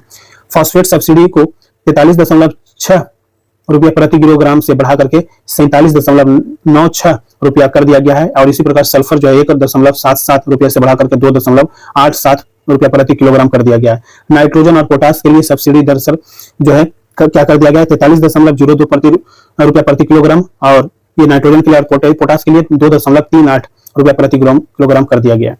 ठीक है, तो इसके जो मंत्री है ना, सूचना और प्रसारण मंत्री हैं सोनी वैष्णव, उन्होंने कहा है कि 2025 रबी के लिए जो है स्वीकृत सब्सिडी पिछले वर्ष की तुलना में लगभग 14,000 करोड़ रुपया अधिक है और पिछले रबी सत्र के दौरान सब्सिडी लगभग 24,000 करोड़ रुपया थी। ठीक है, सब्सिडी दरें 1 अक्टूबर से लागू होंगी और देश के कई हिस्सों में रबी यानी सर्दियों में बुवाई शुरू हो गई है। इस मौसम में गेहूं, सरसों और चना मुख्य फसलें होती हैं। तो आपको ये पता होना चाहिए कि रबी की जो प्रमुख फसलें हैं वो कौन कौन से हैं, यहाँ से आपको फैक्ट निकल जाएगा। ठीक है, डीएपी और टीएसपी, देखिए एक बार जो है ना कमीशन ने क्वेश्चन पूछा था डीएपी से। ठीक है, अत्यधिक खपत वाले उर्वरक हैं और सब्सिडी दर में वृद्धि से रबी सत्र में किसानों को लाभ होगा। ठीक है, तो ये चीज हमें ध्यान देना है। कहा जाता है यहाँ पर नेक्स्ट पे बात करें यहाँ पे, तो कहा जाता है कि 7,000 बसें सड़क पर उतारने की बात किया गया है। यानी जो है ना ये दिल्ली के प्रदूषण को कम करने के उद्देश्य से ये चीजें की गई है। बाकी हमने ये सारी चीजों पे चर्चा कर लिया है। अब कहा जा रहा है दोस्तों की 8वीं वेतन आयोग के गठन की मंजूरी दे दिया गया है और 18 महीने में सरकार को क्या होगी, वो पूरा का पूरा एक रिपोर्ट सौंपेगी, अपनी सिफारिशें देगी। ठीक है, तो जो मुख्य बिंदु है उसमें हमारे लिए ध्यान रखना है। ठीक है, देखिए केंद्रीय मंत्रिमंडल ने कहा है कि 8वीं वित्त आयोग का गठन के लिए जो है नियम शर्तों को मंजूरी दे दिया है और इस फैसले से करीब जो है 50 लाख कर्मचारियों और 69 लाख पेंशनधारियों के जो है वेतन जो है बढ़ेंगे और पेंशन का भी लाभ मिलेगा। कहा जाता है आयोग की अध्यक्षता जो है ना 8वें वेतन आयोग की अध्यक्षता जो है सुप्रीम कोर्ट के पूर्व जस्टिस हैं रंजन प्रकाश देसाई ये कर रहे हैं और आईआईएम बेंगलुरु के प्रोफेसर पुलक घोष को आयोग का अंशकालिक सदस्य नामित किया गया है और पेट्रोलियम सचिव पंकज जैन सदस्य सचिव होंगे। और कहा जाता है कि इनके तहत जो है ना आयोग में एक अस्थायी निकाय होगा, इसके में एक अध्यक्ष होंगे, एक अंशकालिक सदस्य होंगे और एक सदस्य सचिव शामिल होंगे। अंतरिम रिपोर्ट देने की जो बात की गई है, हमने बताया कि 18 महीने के भीतर अपनी सिफारिश सौंपेगा और आवश्यकता पड़ने पर आयोग अंतिम रिपोर्ट भी पेश कर सकेगा। और सिफारिश के वक्त आयोग को देश की आर्थिक स्थिति की बात किया जाता है, राज्य सरकारों की वित्तीय स्थिति पर सिफारिशों को संभावित प्रभाव इसमें पड़ेगा। केंद्रीय सार्वजनिक उपक्रमों और निजी क्षेत्र के कर्मचारियों को मिलने वाले वेतन भत्ते और सेवा शर्तों की तुलना में समेत अन्य बिंदुओं पर ध्यान रखना होगा। यानी देखिए जो केंद्रीय सार्वजनिक उपक्रम और निजी क्षेत्र के कर्मचारी हैं, ठीक है ना, इनके ऊपर भी चीजें रहेंगी। विभिन्न पक्षों के सुझाव के लिए भी सुझाव लिए गए हैं। ठीक है, तो ये भी चीजें, लेकिन हमारे लिए एग्जामिनेशन के लिए इंपॉर्टेंट क्या है, अब कहा जाता है ना कि इन बिंदुओं पर जोड़ होगा कि देश की आर्थिक स्थिति और राजकोषीय अनुशासन की जरूरत का ध्यान रखना होगा। देखिए इसीलिए कहा जाता है ना कि कोई भी काम अगर कर रहे हैं तो उसकी पूरा का पूरा जनक ब्यौरा होना चाहिए। बिना सोचे समझे अगर आप घोषणा करेंगे, बिना सोचे समझे अगर आप कोई भी चीज करते हैं ना, उसका कहीं ना कहीं उसका एक निगेटिव इंपैक्ट पड़ता है। ठीक है, सार्वजनिक उपक्रमों और निजी क्षेत्र के कर्मचारियों को मिलने वाले वेतन भत्ते और सेवा शर्तों की तुलना इसमें किया जाएगा। गैर योगदान आधारित पेंशन योजनाओं की लागत पर विचार किया जाएगा। राज्य सरकारों की वित्तीय स्थिति पर सिफारिशों को संभावित प्रभाव इस पर पड़ने देखने को मिलेगा। विकासात्मक व्यय और कल्याणकारी योजनाओं के लिए पर्याप्त संसाधनों की उपलब्धता इससे सुनिश्चित होगी। ठीक है, तो ये सारी चीजें हमें ध्यान में रखना है। ठीक है, कहा जाता है कि 50, ये तो ऑलरेडी हमने आपसे बात कर लिया, 2027 के अंत तक लागू हो सकता है। तो वेतन आयोग की सिफारिश जो ना हर 10 साल के अंतराल पर लागू की जाती है और संदर्भ शर्तों पर होने से साफ है कि आयोग 18 महीने में सिफारिशें देता है। तो अप्रैल 2027 तक रिपोर्ट आएगी और इसके बाद 2 से 4 महीने सिफारिशों को लागू करने में भी लग सकता है। ऐसे में वर्ष 2027 के अंत में सिफारिशें लागू हो सकती है।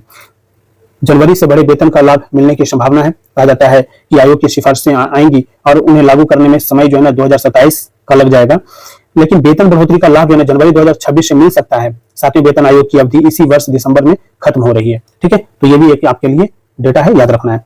नेक्स्ट न्यूज दोस्तों कहा जाता है चीन आसियान में एफटीए पर सहमति जताई गई है। ये बहुत इंपॉर्टेंट है और आपने देखा होगा कि आसियान के साथ जो आसियान का सम्मेलन जो हुआ है, ठीक है, जो दक्षिण पूर्व एशियाई देशों का संगठन आसियान, उसका जो है ना मलेशिया कुआलालंपुर में हुआ है, जिसमें प्रधानमंत्री मोदी जी जो है ना वर्चुअली इसमें जो है पार्टिसिपेट किए थे। ठीक है, तो इसी के अंतर्गत कहा जाता है ना कि इसके साथ जो है ना चाइना ने जो है ना मुक्त व्यापार समझौते के विस्तृत संस्करण पर हस्ताक्षर किया है।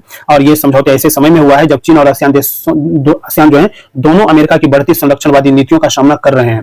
ठीक है, संरक्षणवादी नीतियां, ये चीजें बहुत जरूरी है, समझ रहे हैं ना। आसियान चीन मुक्त व्यापार समझौता आसियान शिखर सम्मेलन के अंतिम दिन हुआ है। इस दौरान चीन के प्रधानमंत्री ली कियांग और मलेशिया के प्रधानमंत्री अनवर इब्राहिम मौजूद थे। चीन के प्रधानमंत्री ने कहा है कि क्षेत्र के देशों से मजबूत संबंध जरूरी है। उन्होंने कहा कि आपसी सहयोग से वैश्विक आर्थिक अनिश्चितताओं को दूर किया जा सकता है। विस्तृत समझौता 2002 में पहली बार हस्ताक्षरित और 2010 में प्रभावी हुए दीर्घकालिक समझौते का तीसरा संशोधित संस्करण है। और ये 2 अरब से अधिक लोगों के संयुक्त बाजार को कवर करता है, जिसमें वस्तुओं पर शुल्क कम करने, सेवा और निवेश को बढ़ावा देने और वर्ष 2010 में दोनों पक्षों के बीच द्विपक्षीय व्यापार 235.5 अरब अमेरिकी डॉलर से बढ़कर के पिछले वर्ष लगभग 1 ट्रिलियन डॉलर तक पहुंच गया है। तो ये चीज हमें ध्यान रखना है। नेक्स्ट कहा जा रहा है दोस्तों कि मेट्रो के मौसपुर मजलिस पार्क कॉरिडोर को सम्मान दिया गया है। तो दिल्ली मेट्रो की बात किया जा रहा है कि दिल्ली मेट्रो डीएमआरसी ने एक और उपलब्धि हासिल किया है। ठीक है, और कहा जाता है कि मौसपुर मजलिस पार्क कॉरिडोर को चेन्नई स्थित इंडियन कंक्रीट इंस्टीट्यूट ने देश के उत्कृष्ट प्री स्ट्रक्चर्ड कंक्रीट संरचना पुरस्कार देने की घोषणा किया है। तो ये आपको याद रखना है। ठीक है, दुनिया का सबसे वीरान पड़ा आइलैंड, ये भी आपको ध्यान रखना है। दुनिया का सबसे वीरान पड़ा हुआ आइलैंड कौन है? तो दक्षिण अटलांटिक में बसा ट्रिस्टन डा कुन्हा, प्रश्न पूछ सकता है ये। ठीक है, ट्रिस्टन डा कुन्हा दुनिया का सबसे वीरान आइलैंड है।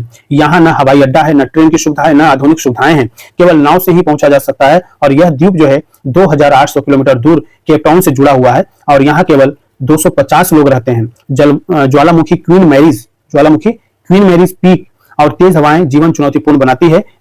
एक्सपर्ट का कहना है कि इस द्वीप पर rock hopper, penguin, albatross, seals और नीली साक्स जैसे जीव जंतुओं की भरमार है। ठीक है, तो ये चीज आपको ध्यान रखना है। नेक्स्ट कहा जा रहा है दोस्तों कि भारत को चीन से फिर मिलेंगे रेयर अर्थ मैग्नेट, ये चीज है। और विदेश मंत्री ने कहा है कि 4 भारतीय कंपनियों को आयात लाइसेंस देने के लिए जो है चीन ने जताई है सहमति। तो ये चीज हमारे लिए बेहद इंपॉर्टेंट है और इस पर लगातार चीजें आएंगी, उस पर हम चर्चा कर लेंगे। ठीक है, तो जिस तरीके से जो पहले लगाया गया था, चीन ने कहा था कि हम रेयर अर्थ मैग्नेट जो है, रेयर अर्थ जो है ना क्रिटिकल मिनरल जो हम नहीं देंगे भारत को, उस पर जो सहमति बना है। तो ये सारी चीजें इंपॉर्टेंट है। ठीक है, और इसकी जो पुष्टि जो है कर दिए हैं, विदेश मंत्रालय ने किया है। और इससे इलेक्ट्रॉनिक वाहनों से लेकर के स्मार्टफोन व अन्य इलेक्ट्रॉनिक्स आइटमों में इस्तेमाल होने वाले रेयर अर्थ मैग्नेट की किल्लत जल्द दूर हो सकती है।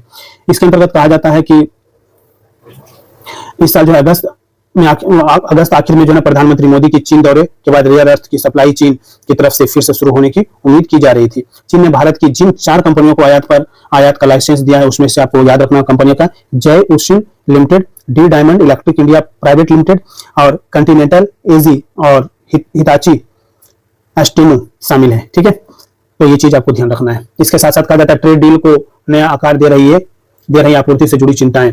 तो ग्लोबल ट्रेड रिसर्च इनिशिएटिव के एक विश्लेषण के अनुसार कहा गया कि रेयर अर्थ मैग्नेट के वैश्विक आपूर्ति को लेकर के बढ़ती आशंकाएं अमेरिका और चीन के बीच जो है व्यापार समझौते के पीछे एक प्रमुख कारक बनकर के उभरा है। रिपोर्ट में कहा गया है कि यह समझौता जो है सेमीकंडक्टर और इलेक्ट्रॉनिक्स उत्पादन में कमजोरियों को लेकर के वाशिंगटन की बढ़ती चिंता को दर्शाता है। चिप निर्माण और स्वच्छ ऊर्जा प्रौद्योगिकियों के लिए जो है रेयर अर्थ मैग्नेट आवश्यक है। अगर दोनों देशों के बीच समझौता हो जाता है तो चीन आयात पर अमेरिकी 47% हो जाएगा, जो पहले यानी आप देखिए खुद जो है ना 10% की कटौती क्यों कर दी गई है, ये हम ऑलरेडी जो है ना बात करेंगे इस पे भी। ठीक है ना। नेक्स्ट कहा जा रहा है दोस्तों कि दुर्लभ खनिज क्षेत्र पर चीन का एक अधिकार खत्म करने की होड़ मची हुई है। ठीक है, तो ये चीज आप सभी को पता है कि अमेरिका ने दुर्लभ खनिज हासिल करने के लिए दुनिया के कई देशों के साथ समझौता हस्ताक्षर किए हैं। इन खनिजों की किल्लत को झेल चुके भारत और कई अन्य देश भी इस मुद्दे को लेकर के सक्रिय हैं। और दुर्लभ खनिज यानी इसको क्रिटिकल मिनरल्स की बात किया जाता है। यूपीएससी लगातार जो है ना 2024 में क्वेश्चन पूछा है, 2025 में क्वेश्चन पूछा है। ये बहुत इंपॉर्टेंट क्वेश्चन यहाँ से बनेंगे। ठीक है, कहा जाता है कि दुर्लभ खनिज के क्षेत्र में चीन पूर्ण प्रभुत्व को खत्म करने के लिए दुनिया भर के देश लगातार हाथ पैर मार रहे हैं और दुर्लभ खनिज को लेकर के चीन की मनमर्जी के बीच अवैध आपूर्ति का रास्ता तलाश करती मिंट की जो मतलब कि ध्यान रखना है अमेरिकी दुर्लभ खनिजों की तलाश कर रहा है। कहा जाता है पिछले हफ्ते अमेरिका ने ऑस्ट्रेलिया के साथ एक समझौता हस्ताक्षर किया था और अमेरिकी राष्ट्रपति डोनाल्ड ट्रंप ने इसके साथ साथ दोस्तों देखिए यहाँ पे कहा जाता है अमेरिका को इतनी जल्दीबाजी क्यों है, ये सोचने वाली बात है कि दशकों से पश्चिमी देश जो है चीन से कम कीमत पर इन खनिजों को प्राप्त करने में जो है बेहद खुश थे। चीन ने इन 17 खनिजों के प्रसंस्करण के प्रभुत्व हासिल कर लिया है। दुर्लभ खनिजों पर 70% और इसके प्रसंस्करण पर जो है 90% हिस्सा जो है चीन के पास है। समस्या तब शुरू हुई जब चीन ने अपनी मजबूत स्थिति का हथियार के रूप में इस्तेमाल करना शुरू किया। तब जो है इतनी जो है जल्दीबाजी हो रहा है अमेरिका को। ठीक है, महत्वपूर्ण खनिजों के मामले में भारत की स्थिति अगर हम देखें तो कहा जाता है कि भारत के पास भी जो इन खनिजों को पर्याप्त घरेलू आपूर्ति नहीं है। वह दक्षिण अमेरिका और अफ्रीका में इनकी तलाश कर रहा है। यानी दक्षिण अमेरिका का मतलब क्या है, अब ब्राजील हो गया, ठीक है, तो ये सारी चिली हो गया, समझ रहे बात। तो ओवरऑल जो देखें ना तो यहाँ पर हम जो है ब्राजील के साथ जो है टाई अप की बात कर रहे हैं, अफ्रीका में हम बात कर रहे हैं। ठीक है, सरकार ने घरेलू विनिर्माण को बढ़ावा देने के लिए 7,350 करोड़ की योजना प्रस्तावित की है, लेकिन तकनीक हस्तांतरण पर चीन का प्रतिबंध एक बड़ी बाधा है। समझ रहे हैं। अब देखिए दबदबा जो है, चीन सभी देशों से ज्यादा दुर्लभ खनिजों का उत्पादन करता है। जैसे देखिए यहाँ पे चीन को लेकर के डेटा ही दिखा रहा है कितना है इसके पास। ठीक है, कहा जा रहा है 2024 का ये डेटा है। ठीक है ना, कहा जाता है चीन की पकड़ खत्म होने में समय लगेगा। विशेषज्ञों का ऐसा मानना है कि दुर्लभ खनिज जो दुर्लभ मृदा खनिजों की आपूर्ति श्रृंखला में चीन की पकड़ को तोड़ने में समय लगेगा और ऑस्ट्रेलिया भारी निवेश करके विश्व को इन खनिजों का दीर्घकालिक आपूर्तिकर्ता बनना चाहता है। हालांकि इसका कोई भी लाभ दिखने में लगभग जो है लंबे समय लग सकते हैं। उत्पादन लागत को लेकर के चिंताएं बरकरार हैं। ठीक है, तो ये हमारे लिए जो है ना दुर्लभ खनिज क्षेत्र में जो चीन का एकाधिकार जो है ना ये बना हुआ है और आने वाले समय में भी बना रहेगा। इसीलिए जो है इसके लिए इसके पास जो है ना बहुत बड़ा हथियार है जिसके आगे जो है ना सभी को झुका सकता है। और आप ये देख सकते हैं कि ये आज 31 अक्टूबर का न्यूज है और सी जिनपिंग से मुलाकात के बाद ट्रंप ने चीन पर घटा दिया है टैरिफ। यानी ये जो है ना क्रिटिकल मिनरल्स के आगे जो है ना रेयर अर्थ मिनरल्स के आगे जो है ना वो झुकना पड़ा है। और क्या कर दिया गया है, 10% तक की जो है ना जो टैरिफ था वो कम कर दिया है। ठीक है, तो ट्रंप ने चीनी वस्तुओं पर टैरिफ घटा करके 57 से 47% करने की घोषणा किया है। तो ये चीज हमें ध्यान रखना है। ठीक है, कहा जाता है कि अमेरिकी राष्ट्रपति ट्रंप ने गुरुवार को कहा कि चीनी राष्ट्रपति सी जिनपिंग से मुलाकात में उन्होंने चीन पर टैरिफ को कटौती करने की सहमति जताई है। तो ये सहमति जो है ना यही चीजें हैं, समझ रहे हैं, सहमति इसी आधार पर हुआ है। ठीक है, अब देखिए दोनों जो राष्ट्रपति के बीच इन मुद्दे पर चर्चा हुआ, कैसे टैरिफ पे बात हुआ है। ठीक है, और इसके साथ साथ जो है फेनाटाइल क्या है, तो अब देखिए टैरिफ पर जब बात होना तो 10% जो है ना 10% कम कर दिया गया है। ठीक है, फेनाटाइल जो है ट्रंप ने कहा है कि फेनाटाइल के उपयोग होने वाले रसायनों मतलब कि फेनाटाइल में जो उपयोग होने वाला रसायन के निर्यात पर कार्रवाई का वादा किया है। इसने जो है अमेरिका में लगभग 4,50,000 ओवरडोज मौतों में योगदान दिया है। तो इसको लेकर के भी हुआ है। सेमीकंडक्टर्स, दोनों पक्षों ने अमेरिका में निर्मित चिप्स और जिसमें AI चिप्स भी शामिल है उस पर भी बातचीत किया है। रेयर अर्थ मैग्नेट, ट्रंप ने कहा कि बातचीत के बाद चीन ने रेयर अर्थ मैग्नेट के निर्यात नियंत्रणों पर से प्रतिबंध को हटा दिया है। चीन के वाणिज्य मंत्रालय ने यह भी कहा है कि रेयर अर्थ मैग्नेट के निर्यात नियंत्रणों के लागू करने में देरी करने पर सहमति जताई है। सोयाबीन खरीद पर भी बात हुआ है। तो इनके जो हुए ना वो चीजें हमें उतना हमारे लिए इंपॉर्टेंट नहीं है, लेकिन हमारे लिए ये इंपॉर्टेंट है। ठीक है, अब देखिए ये दोनों जब साथ आए हैं तो भारत का भी जो है ना कुछ उद्देश्य होगा। भारत भी किस तरीके से रिएक्ट करता है ये चीजें समझना है। ठीक है ना, चीन शेयरों में आई गिरावट, युआन भी डॉलर के मुकाबले खिसका, तो वो चीजें तो आएगा ही आएगा। चीन और अमेरिका के बीच व्यापार समझौते के बाद अब भारत पर नजर है। मैंने आपको बताया कि भारत किस तरीके से रिएक्ट करेगा, भारत को लेकर के क्या चीजें नजरिया रहेगा, वो चीज हमें समझना है। क्योंकि ये चीजें अगर कुछ भी होता है ना यहाँ पे तो इम्पैक्ट पड़ेगा भारत पे, समझ रहे हैं। तो कहा जाता है ना कि अमेरिका और चीनी जो राष्ट्रपति हैं उनके बीच जो बैठक हुआ, बैठक के बाद जो है एशिया और अमेरिका के कारोबारी रिश्तों में काफी बदलाव आने की बात कही गई जा रही है। इस मुलाकात में कहा जाता है दोस्तों कि दोनों देशों के बीच एक सीमित व्यापार समझौता हुआ है और विगत एक सप्ताह में अमेरिकी राष्ट्रपति ट्रंप ने जो है Japan, Cambodia, Thailand, Vietnam, Malaysia के साथ कारोबारी समझौते पर हस्ताक्षर भी किए हैं। इसके साथ साथ कहा जाता है इन सभी देशों ने अमेरिका से ज्यादा आयात करने का वादा किया है, जबकि अमेरिका ने इनके उत्पादों के लिए अपना बाजार खोलने की बात कही है। ऐसे में अब सिर्फ भारत ही एकमात्र एशियाई देश बचा है जिसके साथ अमेरिका का कारोबारी विवाद जारी है। वैसे दोनों तरफ से कहा जा रहा है कि जल्द ही इसको लेकर के समझौता होगा। ठीक है, और ट्रंप ने भी कहा है कि रूस से तेल आयात कम करने के मुद्दे पर भारत अच्छा काम कर रहा है। ट्रंप ने एक दिन पहले कहा था कि अमेरिका शीघ्र ही भारत के साथ कारोबारी समझौता करने जा रहा है और पिछले सप्ताह वाशिंगटन में भारत और अमेरिकी प्रतिनिधियों के बीच हुई वार्ता में भारत पर लगाए गए मौजूदा जो 50% जो शुल्क है उसको घटा करके 15 से 16% करने की बात हुई है, ऐसा कहा जा रहा है। समझ रहे ना, ये चीजें ध्यान रखना है। थाईलैंड, कंबोडिया समझौते पर ट्रंप के दावे का चिनफिंग ने किया खंडन। तो ये सारी चीजें तो होते रहेगा। ठीक है, आपको एक बार देख लेना है। 3 प्राध्यापकों को राष्ट्रीय विज्ञान पुरस्कार से जो है नामित किया गया है, उनको दिया गया है। तो ये आपको याद रखना, IIT मद्रास के 3 प्रोफेसर हैं। ठीक है, जिनको राष्ट्रीय विज्ञान पुरस्कार 2023 के लिए चयन किया गया है। ठीक है, जिनका नाम है प्रोफेसर थलपिल प्रदीप और प्रोफेसर मोहन शंकर शिव प्रकाशम और प्रोफेसर श्वेता प्रेम अग्रवाल। ठीक है, तो ये तीनों नाम आपके एग्जामिनेशन के लिए बेहद इंपॉर्टेंट है। और कहा जाता है राफेल में पहली महिला राष्ट्रपति जो इस पे जो है प्रॉपर उड़ान भरी, ठीक है, राष्ट्रपति द्रौपदी मुर्मू। ये पहली, ये आपको याद रखना है। ऑपरेशन सिंदूर के दौरान जिस महिला पायलट ने पाकिस्तान के कब्जे में होने का दावा था, वो राष्ट्रपति के साथ दिखी हैं, जिनका नाम है शिवांगी सिंह। इन्होंने जो है राष्ट्रपति द्रौपदी मुर्मू जी के साथ जो है राफेल को उड़ाया, ठीक है। और इन्होंने जो है इससे पहले जो है मुर्मू के साथ शिवांगी 2 लड़ाकू विमानों में उड़ान भरने वाली जो राष्ट्रपति हैं, भारत की पहली राष्ट्रपति बन गई हैं। उन्होंने 2023 में जो है सुखोई में उड़ान भरी थी। तो ये चीज आपको ध्यान रखना है। और इनका नाम भी आपको याद रखना है। बनारस में जन्मी शिवांगी महिला लड़ाकू पायलटों के दूसरे बैच से हैं और अंबाला में 17 स्क्वाड्रन गोल्डन एरो में तैनात हैं। वह 2020 से राफेल उड़ान उड़ा रही हैं, ठीक है। नेक्स्ट कहा जा रहा है दोस्तों कि विश्व बचत दिवस जो है पर जो है ना रेल्स के जाल में फंसकर 80% भारतीय फिजूल शॉपिंग कर रहे हैं और अपने बचत गंवा रहे हैं। ये एक चीजें हैं, वो चीजें आपको देखना है। माइंड वॉश होता है, ठीक है। 15 सेकंड के रेल्स आपको खरीदारी पर मजबूर कर सकता है, बचत पे आपके चोट पहुंचा सकता है। और जो है ना रेल्स डोपामाइन को एक्टिव करते हैं, ठीक है। मतलब कि आपको जो है ना चीजों को बहकाते अंदर से उकसाते हैं, वो सारी चीजें हैं। जरा सोचने समझने की जरूरत है कि रेल्स गैर जरूरी शॉपिंग की लत डाल रहा है, उसको लेकर के सहज हो जाइए। छोटे छोटे खर्च की लिस्ट बनाएं, उस पर नजर रखिए, ठीक है। तो वो सारी चीजें। कोयले की खपत में कमी के आसार देखने को मिल रहा है। कहा जाता है भारत के पास दूसरी बड़ी नवीकरणीय ऊर्जा क्षमता है, ठीक है।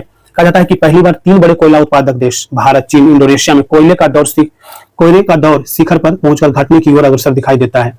Centre for research and energy and clean air की रिपोर्ट के मुताबिक अगर ये देश अपनी मजबूत रफ्तार से स्वच्छ ऊर्जा की तरफ बढ़ते रहें तो 2030 तक ऊर्जा क्षेत्र से निकलने वाला कुल कार्बन उत्सर्जन घटने लगेगा। रिपोर्ट में यह भी कहा गया है कि दुनिया का 73% जो कोयला है उसका इस्तेमाल होता है इन देशों में। अगर यहाँ कोयले की मांग घटती है तो इसका असर पूरे वैश्विक उत्सर्जन पर पड़ेगा।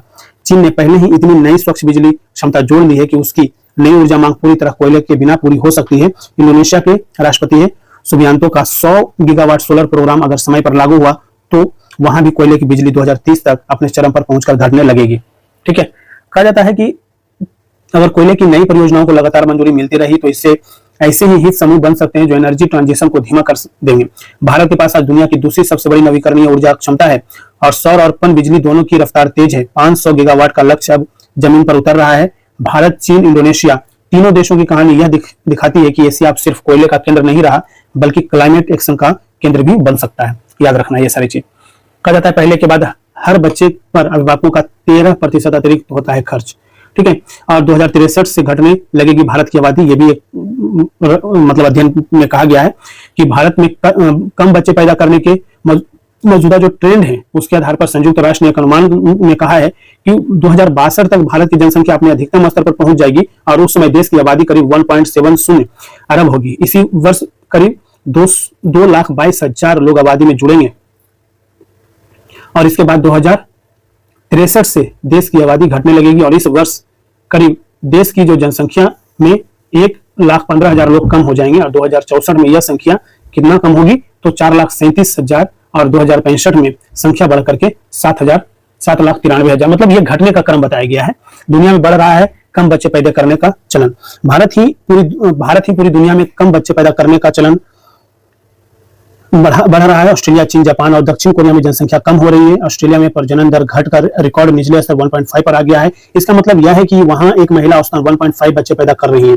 कई संस्थानों का अनुमान है कि दक्षिण कोरिया और जापान ने अगर जनसंख्या बढ़ाने का उपाय नहीं किया तो 21वीं सदी के अंत तक इन देशों का अस्तित्व खत्म हो सकता है। समझ रहे हैं? तो ये चीज भी हमें ध्यान रखना है। इन बच्चों पर आता है ज्यादा खर्च। कहा जाता है कि अध्ययन में यह भी कहा गया है कि कम आय वाले परिवार अपनी आय का बड़ा हिस्सा करीब 17% बच्चे पहले बच्चे पर, इसके बाद होने वाले बच्चे पर आय का 13% खर्च करते हैं। हालांकि ये परिवार कुल मिलाकर बच्चों पर कम रकम खर्च करते हैं, ठीक है। तो ओवरऑल यही चीज है, ये चीज समझना है कि 2-3 दशक पहले भारतीय परिवारों में जो है एक सोच था कि परिवार में जितने ज्यादा हाथ होंगे उतने ही ज्यादा कमाई होगी। इसी सोच के चलते लोग जो है औसतन 3 से 4 बच्चा पैदा करते थे। लेकिन अब हालात बदल गए हैं। अब परिवार 1 या 2 बच्चे से अधिक के बारे में सोचने की हिम्मत तक नहीं जुटा पा रहा है। वजह है बच्चों को बड़ा करने में आने वाले भारी खर्च। समझ रहे हैं ना? तो एक रिपोर्ट में ये सारी चीजें सामने आया है, ठीक है, जो कि आपको ध्यान रखना है। कहा जा रहा है दोस्तों कि भारत व रूस ने रक्षा सहयोग को प्रगाढ़ करने पर चर्चा किया है, ठीक है। इसके साथ साथ जो है कहा जाता है कि वैश्विक उथल पुथल के बीच भारत एक स्थिर प्रकाश स्तंभ है, ऐसा प्रधानमंत्री जी का कहना है। ये भी चीज आपको देखना है। नौवहन क्षेत्र में छत्रपति शिवाजी महाराज के योगदान को याद करने की बात की गई है, ठीक है। इसके अलावा कहा जाता है दोस्तों कि विमान को वर्टिकल टेक ऑफ व लैंडिंग की दिशा में आगे बढ़ा भारत, ठीक है। तो ये हमारे एग्जामिनेशन के लिए तो इंपॉर्टेंट है ही कि मद्रास IIT मद्रास के शोधकर्ताओं ने जो है स्वदेशी हाइब्रिड रॉकेट थ्रस्ट तकनीक का इस्तेमाल करके जो है ना बड़े हवाई अड्डे बनाने की जरूरत खत्म होगी और विमान सेवा भी सस्ती हो सकेगी इसके माध्यम से। तो ये सारी चीजें हमारे एग्जामिनेशन के लिए बेहद इंपॉर्टेंट है और कहा जाता है कि देखिए गेम चेंजर साबित हो सकती है तकनीक, ठीक है।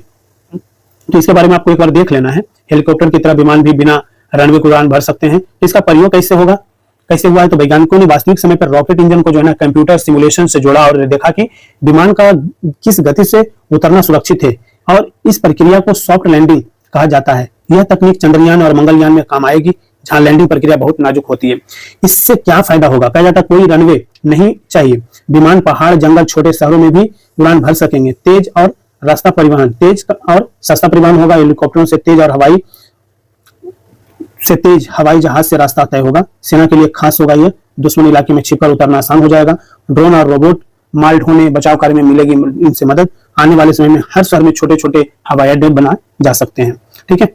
कुनार नदी पर बांध बनाने में भारत कर सकता है अफगानिस्तान को मदद, तो ये ऑलरेडी काफी ज्यादा न्यूज में रहा है कुनार नदी, ठीक है। तो इसको लेकर के जो है ना पाकिस्तान ने बोला था कि जो है अफगानिस्तान ने बोला था कि हम जो है इस पर डैम बना रहे हैं और इसके माध्यम से जो है ना कहीं पाकिस्तान को घेरने की बात चल रही है, ठीक है।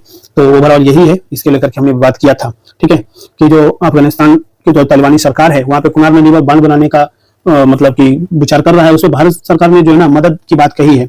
और हिंदू कुश पर्वत से निकलने वाली जो कुनार नदी है अफगानिस्तान और पाकिस्तान के बीच बहती है, यह पाकिस्तान के खैबर पख्तूनख्वा प्रांत के लिए सिंचाई, पेयजल, जल विद्युत उत्पादन का प्रमुख स्रोत है। अब तालिबान ने इस पर बांध बनाने की बात छेड़ दी है, जिस पर पाकिस्तान ने सख्त प्रतिक्रिया व्यक्त किया है। दोनों देशों के बीच अभी जो विवाद चल रहा है उसमें कुनार नदी में बांध बनाने की घोषणा भी प्रमुख कारण बना हुआ है। दोस्तों, तालिबान सरकार की मदद से संकेत देने के साथ ही भारत ने पाकिस्तान पर फिर आरोप लगाया कि वो अफगानिस्तान के अंदरूनी मामलों में हस्तक्षेप कर रहा है, ठीक है। तो ये सारी चीजें तो ऑलरेडी चलता ही रहेगा और ऑपरेशन सिंदूर से पहले सिंधु जल समझौता स्थगित कर दिया था भारत ने, ठीक है। तो ये भी चीज है, नदी जल पर पहला हक भारत का है, सिंधु नदी जल पर, और वह इसका पूरा उपयोग करेगा। दूसरी तरफ अफगानिस्तान भी कुनार नदी के जल को लेकर के अपनी मंशा जता चुका है। तो इससे जो है ना कहीं ना कहीं उत्साह मतलब के अंदर से चीजें हो रहा है, ठीक है, पाकिस्तान के अंतर्गत। तो हमें ये चीज ध्यान रखना है। नेक्स्ट कहा जा रहा है भारत और साइप्रस मिलकर के लड़ेंगे आतंकवाद से, और ये चीजें आपको ध्यान रखना है, ठीक है। विदेश मंत्री मिले हैं और यह कहा जाता है कि यह 14 वर्षों में साइप्रस के विदेश मंत्रियों की पहली भारत यात्रा है। ये बहुत इंपॉर्टेंट है, ध्यान रखना है। और भारत और साइप्रस विश्वसनीय मित्र है, ऐसा कहना है किनका, जयशंकर का कहना है कि विश्वसनीय मित्र और साझेदार साइप्रस से हमारा, और उन्होंने पहलगाम आतंकी हमले की कड़ी निंदा और आतंकवाद के खिलाफ लड़ाई में भारत के साथ एकजुटता के लिए साइप्रस सरकार को धन्यवाद भी दिया है। तो संयुक्त कार्य योजना को क्रियान्वयन के लिए रोडमैप तैयार करने पर चर्चा भी किया जाएगा, ठीक है। तो ये सारी चीजें हमें ध्यान रखना है। निवेश के लिए बहुत अच्छा है भारत के बंदरगाह, ऐसा मोदी जी का कहना है। और समुद्री क्षेत्र में भारत की प्रगति से संतुष्ट प्रधानमंत्री का वैश्विक निवेशकों को न्योता दिया गया है। इंडिया मैरीटाइम वीक 2025 में शामिल होने के बाद अगले दिन लिंक्डइन पर विस्तार से जो है विचार अपने प्रकट किए हैं। तो ये भी चीज हमें ध्यान रखना है, ठीक है। नेक्स्ट बात करते हैं दोस्तों, गगन मिशन के लिए जो है ना डीआरडीओ ने विकसित किए हैं विशेष खाद्य पदार्थ। तो डीआरडीओ यानी रक्षा अनुसंधान और विकास संगठन ने जो है ना गगन मिशन के लिए विशेष भोजन और पैराशूट सिस्टम विकसित किया है। गगनयान मिशन में पृथ्वी के 400 किलोमीटर की स्थित निचली कक्षा में 3 अंतरिक्ष यात्रियों को भेजा जाएगा और इसके बाद पृथ्वी पर सुरक्षित उनकी वापसी कराई जाएगी। डीआरडीओ के इलेक्ट्रॉनिक्स और संचार महानिदेशक डॉक्टर बीके दास ने बताया है कि डीआरडीओ के इन तकनीकों का सफल परीक्षण भी हो चुके हैं और कहा है कि हमने गगनयान मिशन के लिए आवश्यक विशेष खाद्य पदार्थ और पैराशूट के लिए विशेष प्रणाली विकसित की है और हमारे पास ऐसे विशेष तकनीक भी है जिन पर अंतरिक्ष यात्री निर्भर रह सकते हैं। डीआरडीओ ने ऐसी ही कई तकनीक विकसित की है जिनका उपयोग सशस्त्र बलों और अंतरिक्ष मिशनों दोनों में किया जा सकता है। उन्होंने ये भी कहा है कि पहले और दूसरे चरण में परीक्षण प्रयोगशाला और बाहरी परिस्थितियों में किए गए हैं जिनके परिणाम बेहद संतोषजनक। कुछ और काम बाकी है जो जल्द पूरा कर लिया जाएगा। अब खुद देखिए कि ये सारी चीजें जो है ना क्यों किया जाता है, ताकि जो है ना वहां पर जब लोग जाएं तो उनको जो है ना खाने की व्यवस्था होनी चाहिए ना, ठीक है। इसरो 2 नवंबर को लॉन्च करेगा LVM-3 और M5 सैटेलाइट, ठीक है। तो ये चीज हमें ध्यान रखना है। और कहा जाता है कि इसके माध्यम से भारतीय विभाग सहित समुद्री क्षेत्र में सेवाएं प्रदान किया जा सकता है। और CMS-03 भारतीय धरती से भू समकालिक स्थानांतरण कक्षा में प्रतिस्थापित किया जाने वाला सबसे भारी संचार ग्रह होगा, ठीक है। नेक्स्ट न्यूज है दोस्तों, ASEAN+1 देशों के रक्षा मंत्रियों के सम्मेलन में हिस्सा लेंगे राजनाथ सिंह।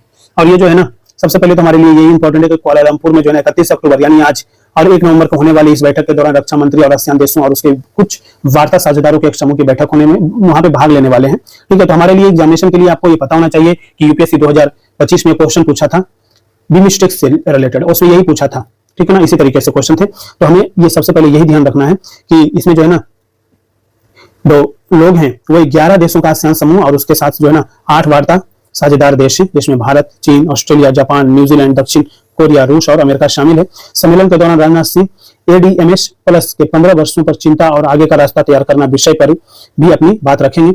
और यहाँ पे कहा जाता है कि राजनाथ आसियान भारत रक्षा मंत्रियों के दूसरे अनौपचारिक बैठक में हिस्सा लेंगे, जो कि 31 तारीख यानी आज होने वाला है।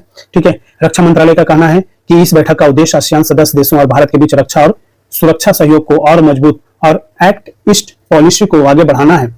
इसके साथ साथ कहा जाता है कि 1992 में ही आसियान का वार्ता साझेदार भारत बना था और पहली ADMS प्लस बैठक 2010 में वियतनाम के हनोई में आयोजित हुई थी, और जबकि 2017 से हर साल ADMS प्लस का आयोजन आसियान और प्लस देशों के बीच रक्षा सहयोग को बढ़ावा देने के लिए किया जाता है। तो आपको ये चीजें पता होनी चाहिए। नेक्स्ट न्यूज में बात करते हैं, भारत पाक अंतर्राष्ट्रीय सीमा के निकट जो है युद्धाभ्यास त्रिशूल प्रारंभ किया है। भारत पाकिस्तान अंतर्राष्ट्रीय सीमा के निकट राजस्थान के जैसलमेर जिले में भारतीय सशस्त्र सेनाओं का युद्धाभ्यास गुरुवार से प्रारंभ हुआ और 11 नवंबर तक चलने वाले 13 दिन के युद्धाभ्यास को त्रिशूल नाम दिया गया है। युद्धाभ्यास के दौरान भारतीय थल सेना, वायुसेना, भारतीय नौसेना अपनी युद्धक क्षमताओं का प्रदर्शन करेगी और युद्धाभ्यास में आत्मनिर्भर भारत अभियान के तहत स्वदेशी हथियारों का परीक्षण किया जा रहा है। त्रिशूल युद्धाभ्यास में तीनों सेनाओं के बीच समन्वय, परिचालन तत्परता को मजबूत करने का प्रयास है। इस दौरान भारत की सैन्य शक्ति को अधिक मजबूत करने का प्रदर्शन भी किया जा रहा है। कहा जाता है दोस्तों कि युद्धाभ्यास में तीनों सेनाओं के जवान अपनी क्षमता का प्रदर्शन करेंगे और ये दिखाएंगे कि हर खतरे का मुकाबला करने के लिए भारत तैयार है। और युद्धाभ्यास जैसलमेर रेगिस्तान से लेकर के गुजरात के सर क्रीक, जो कि ऑलरेडी जो है ना एक विवाद बना हुआ है और पाकिस्तान को लेकर के, पाकिस्तान जो हमेशा से इसको लेकर के चिढ़ता रहा है, सर क्रीक तक जो है समुद्री क्षेत्र में ये हो रहा है। इसका उद्देश्य जल, थल और नभ तीनों क्षेत्रों में समन्वय से युद्ध ऑपरेशन को अंतिम रूप देना है। ठीक है, नेक्स्ट कहा जा रहा है कि देश का पहला निजी वाणिज्यिक रॉकेट जनवरी में लॉन्च किया जाएगा। बहुत इंपॉर्टेंट न्यूज है ये। और कहा जाता है जिस तरीके से स्टारलिंक जो है एलन मस्क की कंपनी, ठीक है, निजी कंपनियां हैं, उसी तरीके से जो देश का पहला निजी वाणिज्यिक रॉकेट जनवरी में लॉन्च करेगी। भारत जल्द ही अपने अंतरिक्ष क्षेत्र में एक नया इतिहास रचने जा रहा है। और हैदराबाद स्थित निजी कंपनी क्या है, स्काई रूट एरोस्पेस, वो क्या था, स्टारलिंक, और ये था एलन मस्क की कंपनी। ठीक है, और ये क्या है, स्काई रूट एरोस्पेस अगले साल जनवरी तक देश का पहला निजी वाणिज्य रॉकेट लॉन्च करने की तैयारी कर रहा है। और यह कदम भारत के तेजी से बढ़ते अंतरिक्ष क्षेत्र में निजी भागीदारी का बड़ा संकेत माना जा रहा है। ये तो है ना, इसको हम कहते हैं क्या, स्पेस इकोनॉमी कहते हैं।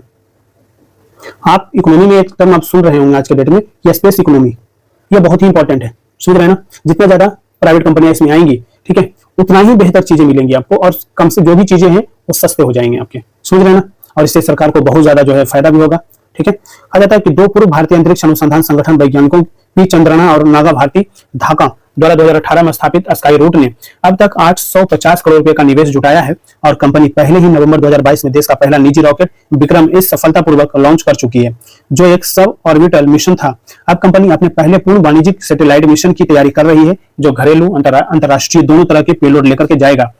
एक लॉन्च से 44 करोड़ की कमाई इन्होंने किया है। यानी स्काई रूट के CEO पवन चंद्रना के मुताबिक एक रॉकेट बनाने में 8 से 9 महीने का समय लगता है और 18 से 26 करोड़ रुपए की लागत आती है, जबकि प्रति लॉन्च से करीब 44 करोड़ रुपए की कमाई की उम्मीद होती है। कंपनी अगले वर्ष से हर 3 महीने में एक लॉन्च करने और 2027 से हर मासिक लॉन्च करने की योजना बना रही है। तो बहुत बेहतर चीजें हैं। 200 से अधिक स्टार्टअप सक्रिय हैं। कहा जाता है कि वर्तमान में भारत में निजी अंतरिक्ष क्षेत्र में 200 से अधिक स्टार्टअप सक्रिय हैं। अंतरिक्ष विभाग के अनुमान के अनुसार 2033 तक भारत का अंतरिक्ष उद्योग, देखिए मैंने आपसे बात किया स्पेस इकोनॉमी की बात हमने किया था कि स्पेस इकोनॉमी जो है ना कितने डॉलर का, तो 44 अरब डॉलर का हो जाएगा हमारा स्पेस इकोनॉमी। तो ये जो है ना कि बहुत बड़ा जो है ना ये बाजार होगा जहां पे रोजगार लोगों को मिलेंगे। ठीक है ना, सरकार को फायदा होगा, हम विदेशी जो सैटेलाइट है उसको हम लॉन्च कर सकते हैं, सस्ते दर पर लॉन्च कर सकते हैं। ये सारी चीजें हमारे लिए जो है आसान हो जाएगा, समझ रहे हैं। नेक्स्ट कहा जा रहा है दोस्तों कि उपभोक्ता को पता होगा कि कौन कॉल कर रहा है और असली नाम दिखाई देने से जो साइबर ठगी जो है ना थमेगी। तो सरकार ऐसी जो है ना जो ट्राई है हमारा इस पे काम कर रहा है और आने वाले समय में आपको ये मिलेगा देखने को कि आपको जो है प्रॉपर कॉल करेंगे तो जिस नाम से आप सिम कार्ड लेते हैं उस नाम का प्रॉपर डिटेल लिखा रहेगा कि क्या नाम है। ठीक है, तो आप उसके माध्यम से आइडेंटिफाई कर सकते हैं कि ये जो है ना जेन्युइन कॉल किसका है। तो सबसे पहले जो है ना कि ये हमें देख करके जो है ना खत्म हो जाएगा। हम अगर जानते हैं तो उठाएंगे, नहीं जानते हैं तो नहीं उठाएंगे, कॉल पिक करेंगे। अभी तो बिना नाम का कॉल आता है तो लगता है कि पता नहीं किसने कॉल किया हुआ है। आप जो है ट्रू कॉलर जैसे ऐप यूज करते हैं, ठीक है, लेकिन ट्रू कॉलर पे जो है ना प्रो उसका अगर आप लेते हैं तो उसका जो है ना मासिक शुल्क लिया जाता है, लेकिन ये जो रहेगा ठीक है वो फ्री रहेगा, इसलिए थर्ड पार्टी ऐप की जरूरत नहीं पड़ेगी आपको। ठीक है, ये ध्यान रखना है। अब आप सभी को पता होगा कि मोन्था जो है तूफान जो है आंध्र प्रदेश और तेलंगाना उड़ीसा में तबाही मचा रखा है। ठीक है, तो ये चीजें हमारे लिए इंपॉर्टेंट तो हैं ही, और वहां पे जो है सारी जो शैक्षणिक संस्थानें हैं उस पे जो है वहां पे छुट्टियां घोषित कर दिया गया है, और इसका असर जो है कहीं ना कहीं बिहार में भी देखने को मिला है। उसी तरीके से अगर हम बात करें दोस्तों, तो ये जो है ना मेलिसा से जो है ना हैती में 25 लोग मारे जा चुके हैं, और जमैका क्यूबा में भी ये इसका कहर है। ठीक है, तो मेलिसा जो है एक विनाशकारी बाढ़ जो है ये भी देखने को मिला है। ठीक है, नेक्स्ट कहा एनवीडिया की बाजार पूंजी 2 दिन में $400 अरब तक पहुंच गया है और दुनिया की शीर्ष कंपनियों में शामिल हो चुका है। अमेरिकी चीफ कंपनी निर्माता है एनवीडिया। ठीक है, उसके शेयरों में सिर्फ 2 दिनों में करीब 10% से ज्यादा की तेजी देखने को मिला है। ठीक है, तो ये चीजें हमें ध्यान रखना है। ठीक है, इसके साथ साथ कहा जाता है कि पुरुषों से 3 गुना ज्यादा भूलती है महिलाएं। उसका कारण क्या है? उसका कारण कहीं ना कहीं यह है कि कुपोषण है और अनदेखी की समस्या है। ठीक है, तो वो चीजें हमें ध्यान में रखना होता है कि पुरुषों की तुलना में जो है महिला बुजुर्गों में जो भूलने की जो बीमारी है 3 गुना बढ़ गया है महिला बुजुर्गों में। ठीक है, कहा जाता है कि यह बीमारी विधवा और परिवार से अलग रहने वाली महिलाओं में ज्यादा मिली है। बुजुर्गों में इसका अहम कारण जो है कुपोषण है, परिवार की अनदेखी पाई गई है।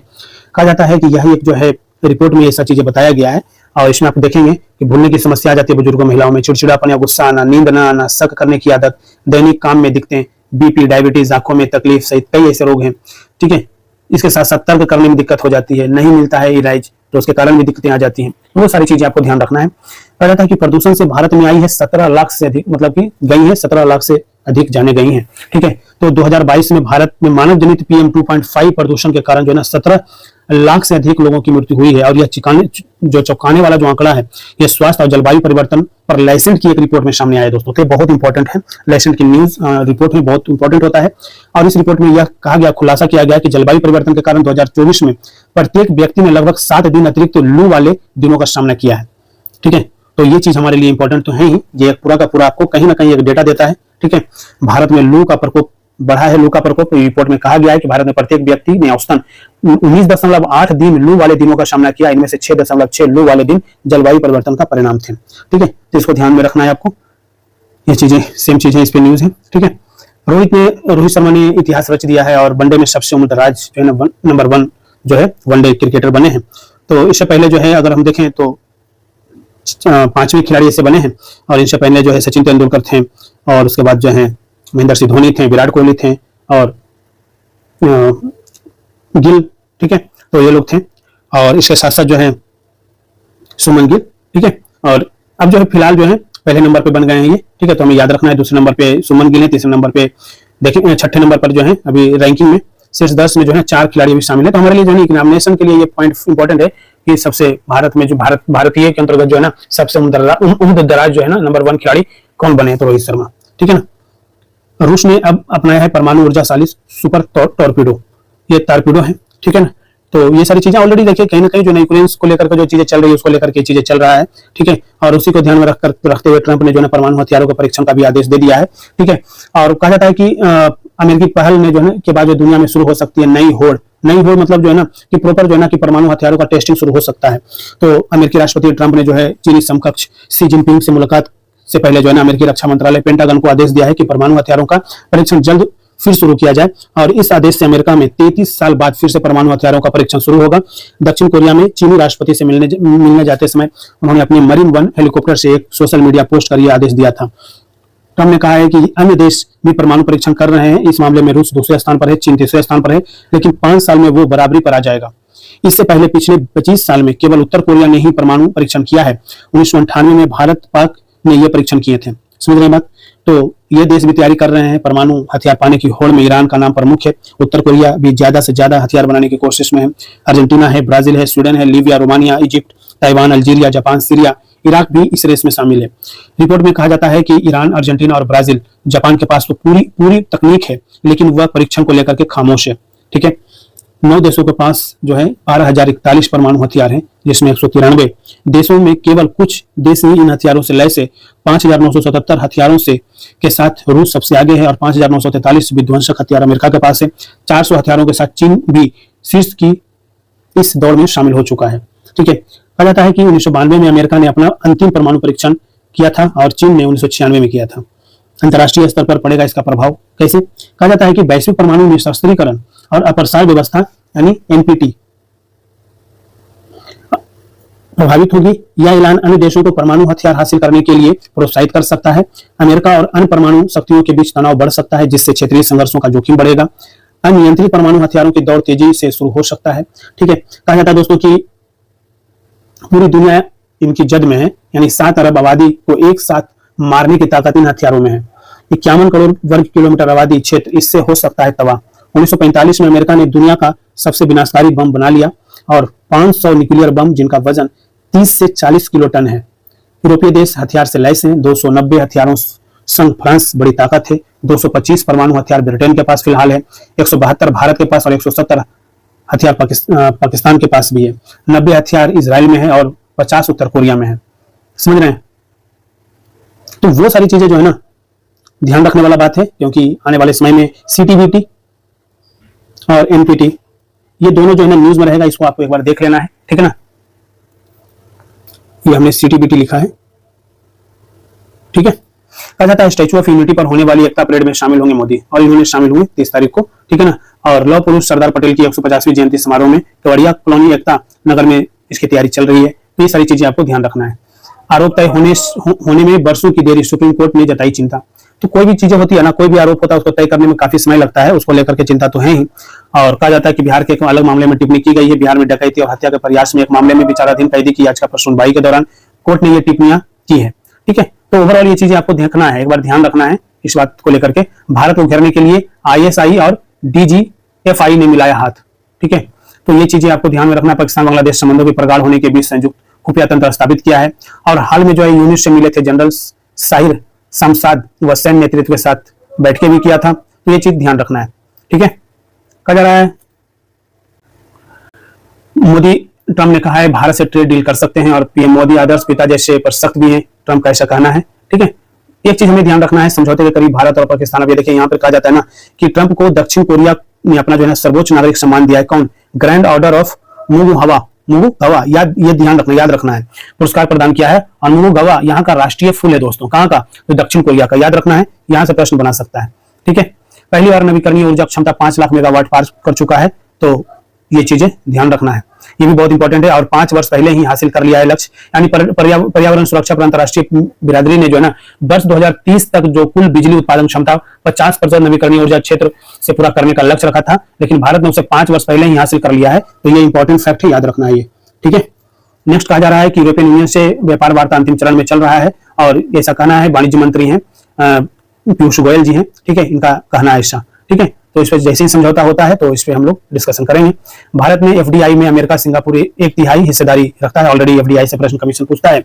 और वित्त वर्ष 2024-25 के दौरान भारत को मिले जो कुल प्रत्यक्ष विदेशी निवेश है उसमें अमेरिका और सिंगापुर की हिस्सेदारी 1/3 से अधिक है, जबकि मॉरिशस, ब्रिटेन और नीदरलैंड अन्य प्रमुख निवेशक देश हैं, ठीक है, ये शामिल है। आरबीआई ने बुधवार को विदेशी देनदारियों और परिसंपत्ति सर्वेक्षण 2024-25 के अस्थायी नतीजे जारी किए, उसमें ये डेटा बताया गया है, ठीक है। ये चीज ध्यान रखना है। नेक्स्ट कहा जा रहा है दोस्तों यहाँ पे कि देखिए गुकेश और दिव्या ने यूरोपियन चेस क्लब में गोल्ड जीता है, ठीक है। तो जो शतरंज खिलाड़ी है डी गुकेश, दिव्या, याद रखने वाला चीज है, ठीक है। नेक्स्ट कहा जा रहा है रूस ने परमाणु हथियार पोसाइडन टॉर्पीडो का सफल परीक्षण किया है। और टॉर्पीडो समुद्र में रेडियो एक्टिव लहरें पैदा करता है, जिससे किनारे के शहर रहने लायक नहीं बचते। इससे पनडुब्बी से छोड़ा जाता है, और दुनिया में ऐसा कोई दूसरा हथियार नहीं है, ठीक है। भारतीय यात्री पोत सिंधु ने भारत के एकमात्र सक्रिय ज्वालामुखी बैरन द्वीप पर अपनी पहली यात्रा सफलतापूर्वक पूरी कर लिया है, और जहाज में 500 यात्री और 125 छात्र सवार थे। यह यात्रा पर्यटन को बढ़ावा देने के लिए किया गया है। यह बहुत इंपॉर्टेंट न्यूज है, ध्यान रखने वाला। स्वतंत्र लेफ्ट विंग नेता कैथरीन कॉनोली लगभग 63% वोट पाकर आयरलैंड की 10वीं राष्ट्रपति बनी है। उन्होंने हिदर हमफ्रीज को हराया है। और कॉनोली इससे पहले गेलवे की सांसद और आयरिश संसद की डिप्टी स्पीकर भी रह चुकी हैं। नेक्स्ट कहा जा रहा है दोस्तों कि बीजिंग स्थित भारतीय दूतावास परिसर में रविंद्रनाथ टैगोर की कांस्य मूर्ति का अनावरण किया गया। याद रखना है, बहुत इंपॉर्टेंट फैक्ट है। इंपॉर्टेंट किस चीज का बना हुआ है? कांस्य का, ठीक है। कहा जाता है यह मूर्ति चीन के कलाकार युआन सिखुन ने बनाया है, और इसका अनावरण चीन में भारतीय राजदूत प्रदीप रावत ने किया है। CMS-03 भारत का सबसे भारी संचार उपग्रह होगा, और इसको लेकर के जो है अभी हमने बात किया था कि इसरो जो है देश का सबसे भारी संचार उपग्रह CMS-03 लॉन्च करेगा, ठीक है। और इसका उद्देश्य भारत और इसके महासागरीय क्षेत्रों में बेहतर संचार सेवा पहुंचाना है। और यह उपग्रह भारतीय और रणनीतिक दोनों तरह की सेवाओं के लिए इस्तेमाल किया जा सकता है। इसका नाम CMS-03 है। इसका वजन 4400 किलोग्राम है। कब लॉन्च होगा? तो 2 नवंबर 2025 को होगा। लॉन्च वाहन जो होगा LVM-3 LVM-3M5 भारतीय हैवी लिफ्ट व्हीकल है, ठीक है। और कहां से लॉन्च किया जाएगा? तो सतीश धवन स्पेस सेंटर श्रीहरिकोटा से किया जाएगा, याद रखना है। नेक्स्ट आ जा रहा है दोस्तों कि इंग्लैंड के जो तेज गेंदबाज थे जेम्स एंडरसन को मिला है नाइटहुड सम्मान। और जब नाइटहुड सम्मान मिल जाएगा तो इनको सर की उपाधि मिल जाएगी, तो इनके नाम के आगे सर लग जाएगा, यानी सर जेम्स एंडरसन हो जाएंगे ये, ठीक है। तो ये चीज याद रखना है, ठीक है। और कहा जाता है कि अंतर्राष्ट्रीय क्रिकेट से 2024 में 21 साल लंबे करियर के बाद संन्यास इन्होंने लिया था, ठीक है। और ये जो है नाइटहुड ब्रिटिश राजशाही का सर्वोच्च सम्मान है दोस्तों, याद रखना है, बहुत इंपॉर्टेंट फैक्ट है। और अब एंडरसन को सर जेम्स एंडरसन जो है ना ये अब कहलाएंगे। नेक्स्ट आ जा रहा है हिंदुस्तान एरोनॉटिक्स ने रूस की यूनाइटेड एयरक्राफ्ट कॉर्पोरेशन के साथ MOU किया है। इससे भारत में रूसी SJ-100 पैसेंजर एयरक्राफ्ट बनेगा। और SJ-100 को सुखोई सुपरजेट 100 भी कहते हैं। यह 2 इंजन वाला क्षेत्रीय यात्री विमान है। इस पर हमने ऑलरेडी आपके विस्तार से चर्चा किया था। हनोई में 72 देशों ने दुनिया का पहला संयुक्त राष्ट्र साइबर क्राइम कन्वेंशन साइन किया है। यह संधि 2024 में यूनाइटेड नेशन महासभा ने मंजूर की थी और अब इसे अपनाया गया है। इससे साइबर अपराधों से निपटने के लिए कानूनी ढांचा तैयार होगा, ठीक है। कोयला मंत्रालय कोयला शक्ति और स्मार्ट कोल एनालिटिक्स डैशबोर्ड लॉन्च करेगा। और यह एक रियल टाइम डिजिटल प्लेटफॉर्म होगा जो देश भर में कोयला उत्पादन, लॉजिस्टिक और सप्लाई चेन की निगरानी करेगा। डैशबोर्ड पर यह सब लाइव दिखेंगी। भारतीय सेना का पहला स्वदेशी सॉफ्टवेयर डिफाइंड रेडियो खरीदेगा, ठीक है। अपना पहला जो है ना स्वदेशी सॉफ्टवेयर डिफाइंड रेडियो खरीदेगा। रेडियो DRDO ने डिजाइन किया है और बेल ने इसे जो है ना इसे बनाएगा। इस रेडियो में पारंपरिक हार्डवेयर की जगह सॉफ्टवेयर आधारित मॉड्यूल होते हैं। नवीडिया $5 ट्रिलियन वाली पहली कंपनी बन गई है, तो इस पर अभी हमने चर्चा कर लिया है, ठीक है। और कहा जाता है रिलायंस इंडस्ट्रीज लिमिटेड भारत की सबसे बड़ी कंपनी है। यह ग्लोबल रैंकिंग में 71वां स्थान पर है और अक्टूबर तक इसका मार्केट कैप जो है $230.69 बिलियन हो जाएगा। तो इस तरीके से दोस्तों हमने जो इंपॉर्टेंट जो आर्टिकल है उस पर हमने बात कर लिया है। और कुछ जो है ना इंपॉर्टेंट संपादकीय होते हैं जो आपको पढ़ना चाहिए, जो मेंस एग्जामिनेशन के लिए बेहद इंपॉर्टेंट होता है। जैसे अपराधों की इस प्रकृति को गंभीरता से लेना होगा। तो नेशनल क्राइम रिकॉर्ड का जो है ना हाल ही में जो रिपोर्ट आया था, क्राइम इन इंडिया 2023 की रिपोर्ट जारी किया गया था। इस पे जो है ना एक विश्लेषण है आर राघवन का, जो पूर्व निदेशक रहे हैं CBI के, इनके द्वारा एक आर्टिकल है, ये आपको देख लेना है, ठीक है ना। तो इनके द्वारा कहा जाता है कि भारत में अपराध का एक चिंताजनक पहलू साइबर क्राइम का बढ़ता ग्राफ है और साल 2022 के मुकाबले 2023 में इसमें दुगनी वृद्धि हुई है। ये ध्यान रखना है, इसको पढ़ना है, ठीक है। नेक्स्ट आ जा रहा है कि विकास की संभावनाएं टटोल रहा बिहार। और ये NK सिंह है जो 15वीं वित्त आयोग के अध्यक्ष, उनके द्वारा ये जारी किया गया रिपोर्ट है। इनके द्वारा कहा जाता है कि भारत जहां दुनिया में सबसे तेजी से विकास करने वाला देश होने का गर्व करता है, वहीं बहुत लोगों को नहीं मालूम कि बिहार की विकास दर भारत में सबसे अधिक है। ध्यान रखना है, इसको पढ़ लेना है, ठीक है। चीन अमेरिका की भिड़ंत में उलझा विश्व। कहा जाता है ये आदित्य सिन्हा जी का प्रॉपर जो है एक प्रॉपर संपादक है, संपादकीय है। ये कहते हैं कि शक्ति केवल संसाधनों के स्वामित्व में नहीं बल्कि उनके विवेकपूर्ण ढंग से उपयोग की क्षमता में निहित है। चीन और अमेरिका दोनों को यह समझना होगा, इसके बारे में भी आपको पढ़ना है। और इसमें जो है ना भारत के पक्ष को समझना है, ठीक है। घरेलू खपत बन रही है बड़ा सहारा। और ये जो है जयंतीलाल भंडारी हैं और ये अर्थशास्त्री हैं, इनका काफी अच्छा जो है अनुभव रहा है, ठीक है। और इनका कहना है कि अंतर्राष्ट्रीय जो मुद्रा कोष ने अपनी रिपोर्ट जारी किया है और उसमें कहा है कि चालू वित्त वर्ष 2025-26 में वैश्विक आर्थिक अनिश्चितता है और व्यापार तनाव के चलते वैश्विक वृद्धि दर जो है ना धीमी रही है, फिर भी मजबूत रहा है। घरेलू खपत के दम पर भारत 6.6% विकास दर प्राप्त कर रहा है, करते हुए जो है दुनिया की उभरती हुई अर्थव्यवस्थाओं में सबसे अधिक विकास दर की संभावनाएं रखता है। तो ये बहुत इंपॉर्टेंट है, ये पढ़ना है आपको इकोनॉमिक पॉइंट ऑफ व्यू से। वैश्विक कार्यबल को भारत से नई ऊर्जा है, ठीक है। आप सभी देख रहे हैं कि किस तरीके से हमने बात किया था, ठीक है। देखना ये शराबबंदी का सच और सुधार या सियासत, तो ये चीज आपको देखना है। बिहार विधानसभा चुनाव को लेकर के हमने भी बात किया था कि बिहार में शराबबंदी के परिणाम क्या है, न्यायालय की टिप्पणी क्या है, दूसरे राज्यों में क्यों ये विफल रहा है, ठीक है। और इसमें संवैधानिक दृष्टिकोण क्या है, ये हमारे एग्जामिनेशन के लिए बेहद इंपॉर्टेंट है। भारतीय दृष्टि को स्वीकृति, ठीक है। आप देखेंगे कि जो आप भारतीय अर्थव्यवस्था को लेकर के हर तरफ से जो है उत्साहजनक खबरें आ रही हैं। तो विश्व बैंक, जहां अभी हमने IMF की बात किया, फिर विश्व बैंक ने भारत में GDP ग्रोथ के अनुमान बढ़ा दिया है, IMF ने जो है अपने चीजों को बढ़ाया है। तो ये सारी चीजें जो है हमारे एग्जामिनेशन के लिए बेहद इंपॉर्टेंट होते हैं। ये चीज आर्टिकल आपको पढ़ना है। बिहार के औद्योगिक भविष्य की कल्पना किया गया है और ये तरुण दास हैं जो उद्यमी हैं, इनके द्वारा ये चीजें की गई है। और ये इनका कहना है कि बिहार में विशाल भूभाग पर बड़े उद्योगों के बजाय छोटे और मंझोले उद्योगों को बढ़ावा दिया जाना चाहिए। इसमें कम संसाधन लगेंगे और कम समय में ही नतीजे इससे मिल जाएंगे। तो ये चीज आपको देखना है, ठीक है। कहा जाता है यशवंत देशमुख जी हैं, संस्थापक हैं सी-वोटर के, और इनका कहना है कि जरूरी कवायद का विवादित हो जाना, ठीक है, जनप्रतिनिधित्व कानून की जो है उसको लेकर के इनका कहना है कि जो जनप्रतिनिधित्व अधिनियम 1951 है, ठीक है, उसको लेकर के कि इसमें धारा 21 विशेष पुनरीक्षण की अनुमति देती जरूर है, लेकिन वैधता सिर्फ कानून से नहीं आती, वह भरोसे और संवाद से आती है। तो ये जो है ना SIR पे इनका प्रॉपर जो है ना आर्टिकल है, इसको आपको देखना पढ़ना है। नेक्स्ट आ जा रहा है दोस्तों कि रक्षा निर्यात ने बढ़ाया है भारत पर दुनिया का भरोसा, और ये नवीन सहगल हैं, प्रसार भारती के चेयरमैन हैं, इनको लेकर के चीजें हैं, ये इन्होंने अपनी बातें रखी है। और आसियान शिखर सम्मेलन में फिलीपींस के जो राष्ट्रपति हैं फर्डिनेंड आर मार्कोस जूनियर द्वारा भारत की खुलकर प्रशंसा करना और तेजस MK1 एक ही पहली सफल उड़ान और ऑपरेशन सिंदूर के दौरान ब्रह्मोस मिसाइल के उत्कृष्ट प्रदर्शन के बाद कई देशों का रक्षा सहयोग में रुचि दिखाना इस बात का प्रमाण है कि भारत अब वैश्विक रक्षा परिदृश्य में निर्णायक शक्ति के रूप में उभर चुका है। यह परिवर्तन किसी संयोग का परिणाम नहीं, बल्कि मोदी सरकार के उन प्रयासों का प्रतिफल है जिसने भारत की रक्षा आयातक से रक्षा निर्यातक बना दिया है। ये बहुत इंपॉर्टेंट है, ठीक है, ये बहुत इंपॉर्टेंट है। और ये डिफेंस इकोनॉमी बात करता है कि भारत 2030 तक 50,000 करोड़ की रक्षा निर्यात का लक्ष्य रखा है, जो मौजूदा प्रगति को देख करके दूर नहीं लगता है। ये बहुत ही इंपॉर्टेंट आर्टिकल है, याद रखना है, इसको पढ़ना अच्छे से। नेक्स्ट आ जा रहा है दोस्तों कि डिजिटल संप्रभुता की ओर अग्रसर भारत। और आप सभी को पता है कि डिजिटलाइजेशन जरूरी है, ठीक है, लेकिन उसके अंतर्गत जो है ना साइबर सुरक्षा की नीतियां जो है वो हमें देखना होगा, ठीक है। तो ये सारी चीजें बहुत इंपॉर्टेंट है। उत्सवों की आर्थिक गति, ठीक है, उत्सवों से जो आर्थिक गति कैसे मिलती है आपने देखा होगा कि सितंबर से लेकर के अक्टूबर तक जो है ना प्रॉपर जो है ना त्योहारों का ही धूम रहा है, उससे जो है ना कि कहीं ना कहीं रोजगार बढ़ते हैं, उसी पे आर्टिकल है ये चीज आपको। और वोकल फॉर लोकल, ठीक है, ये चीजें, ठीक है, और आत्मनिर्भर भारत के अंतर्गत जो है ना कहीं मेक इन इंडिया, ये सारी चीजें बहुत जरूरी है, ठीक है। आ जाता है अमेरिका, चीन और भारत, ये हर्ष विपंत जी का आर्टिकल है, बहुत अच्छा आर्टिकल है, इसको आपको देखना है। और सरदार पटेल की विरासत संजोते मोदी, ये भी आपको पढ़ना है। और ये जो है डॉक्टर रिजवान कादरी हैं, इनके द्वारा लिखा हुआ आर्टिकल है। और ये लेखक जो है इतिहासकार, प्रधानमंत्री संग्रहालय और पुस्तकालय सोसाइटी के सदस्य हैं, इसको पढ़ लेना है आपको। जब शरणार्थियों का सबसे बड़ा सहारा बने पटेल, और ये विवेक शुक्ला जी का है आर्टिकल, ठीक है ना। तो ये चीज ध्यान रखना है, 150वीं जयंती है सरदार वल्लभ भाई पटेल जी का आज, ठीक है। तो ये चीज आपको ध्यान रखना है। जानलेवा प्रदूषण, दशकों पहले हिंदी के मशहूर कवि सुदामा पांडे थे, इन्होंने लिखा था कि लोहे का स्वाद लोहार से मत पूछो, उस घोड़े से पूछो जिसके मुंह में लगाम है, ठीक है। तो वो चीजें हमें ध्यान रखना है। नेक्स्ट कहा जा रहा है पर्यटकों का नया ठिकाना बनता बिहार। और ये रविशंकर उपाध्याय हैं, पर्यटन विशेषज्ञ हैं। इनके द्वारा कहा जाता है कि बिहार में पर्यटन स्थलों का विकास, आधारभूत संरचना का निर्माण हुआ है। इनसे राज्य को एक आकर्षक, सुरक्षित और समृद्ध पर्यटन केंद्र के रूप में स्थापित किया जा सकता है, ठीक है। तो ये भी आर्टिकल बहुत इंपॉर्टेंट है हमारे एग्जामिनेशन के लिए। तो इस तरीके से दोस्तों लगभग 29, 30, 31 3 दिन के इंपॉर्टेंट आर्टिकल, और जो हमारे प्रीलिम्स एग्जामिनेशन के पॉइंट ऑफ व्यू से जो न्यूज़ थे उस पर हमने डिस्कशन किया है। आर्टिकल आपको पढ़ने हैं, डिटेल एनालिसिस से समझना है, ठीक है। तो वीडियो अगर पसंद आया हो तो लाइक जरूर कीजिए। चैनल पे नए हैं और चैनल को अभी तक सब्सक्राइब नहीं किया दोस्तों तो प्लीज चैनल को जरूर सब्सक्राइब कीजिए। Thank you so much.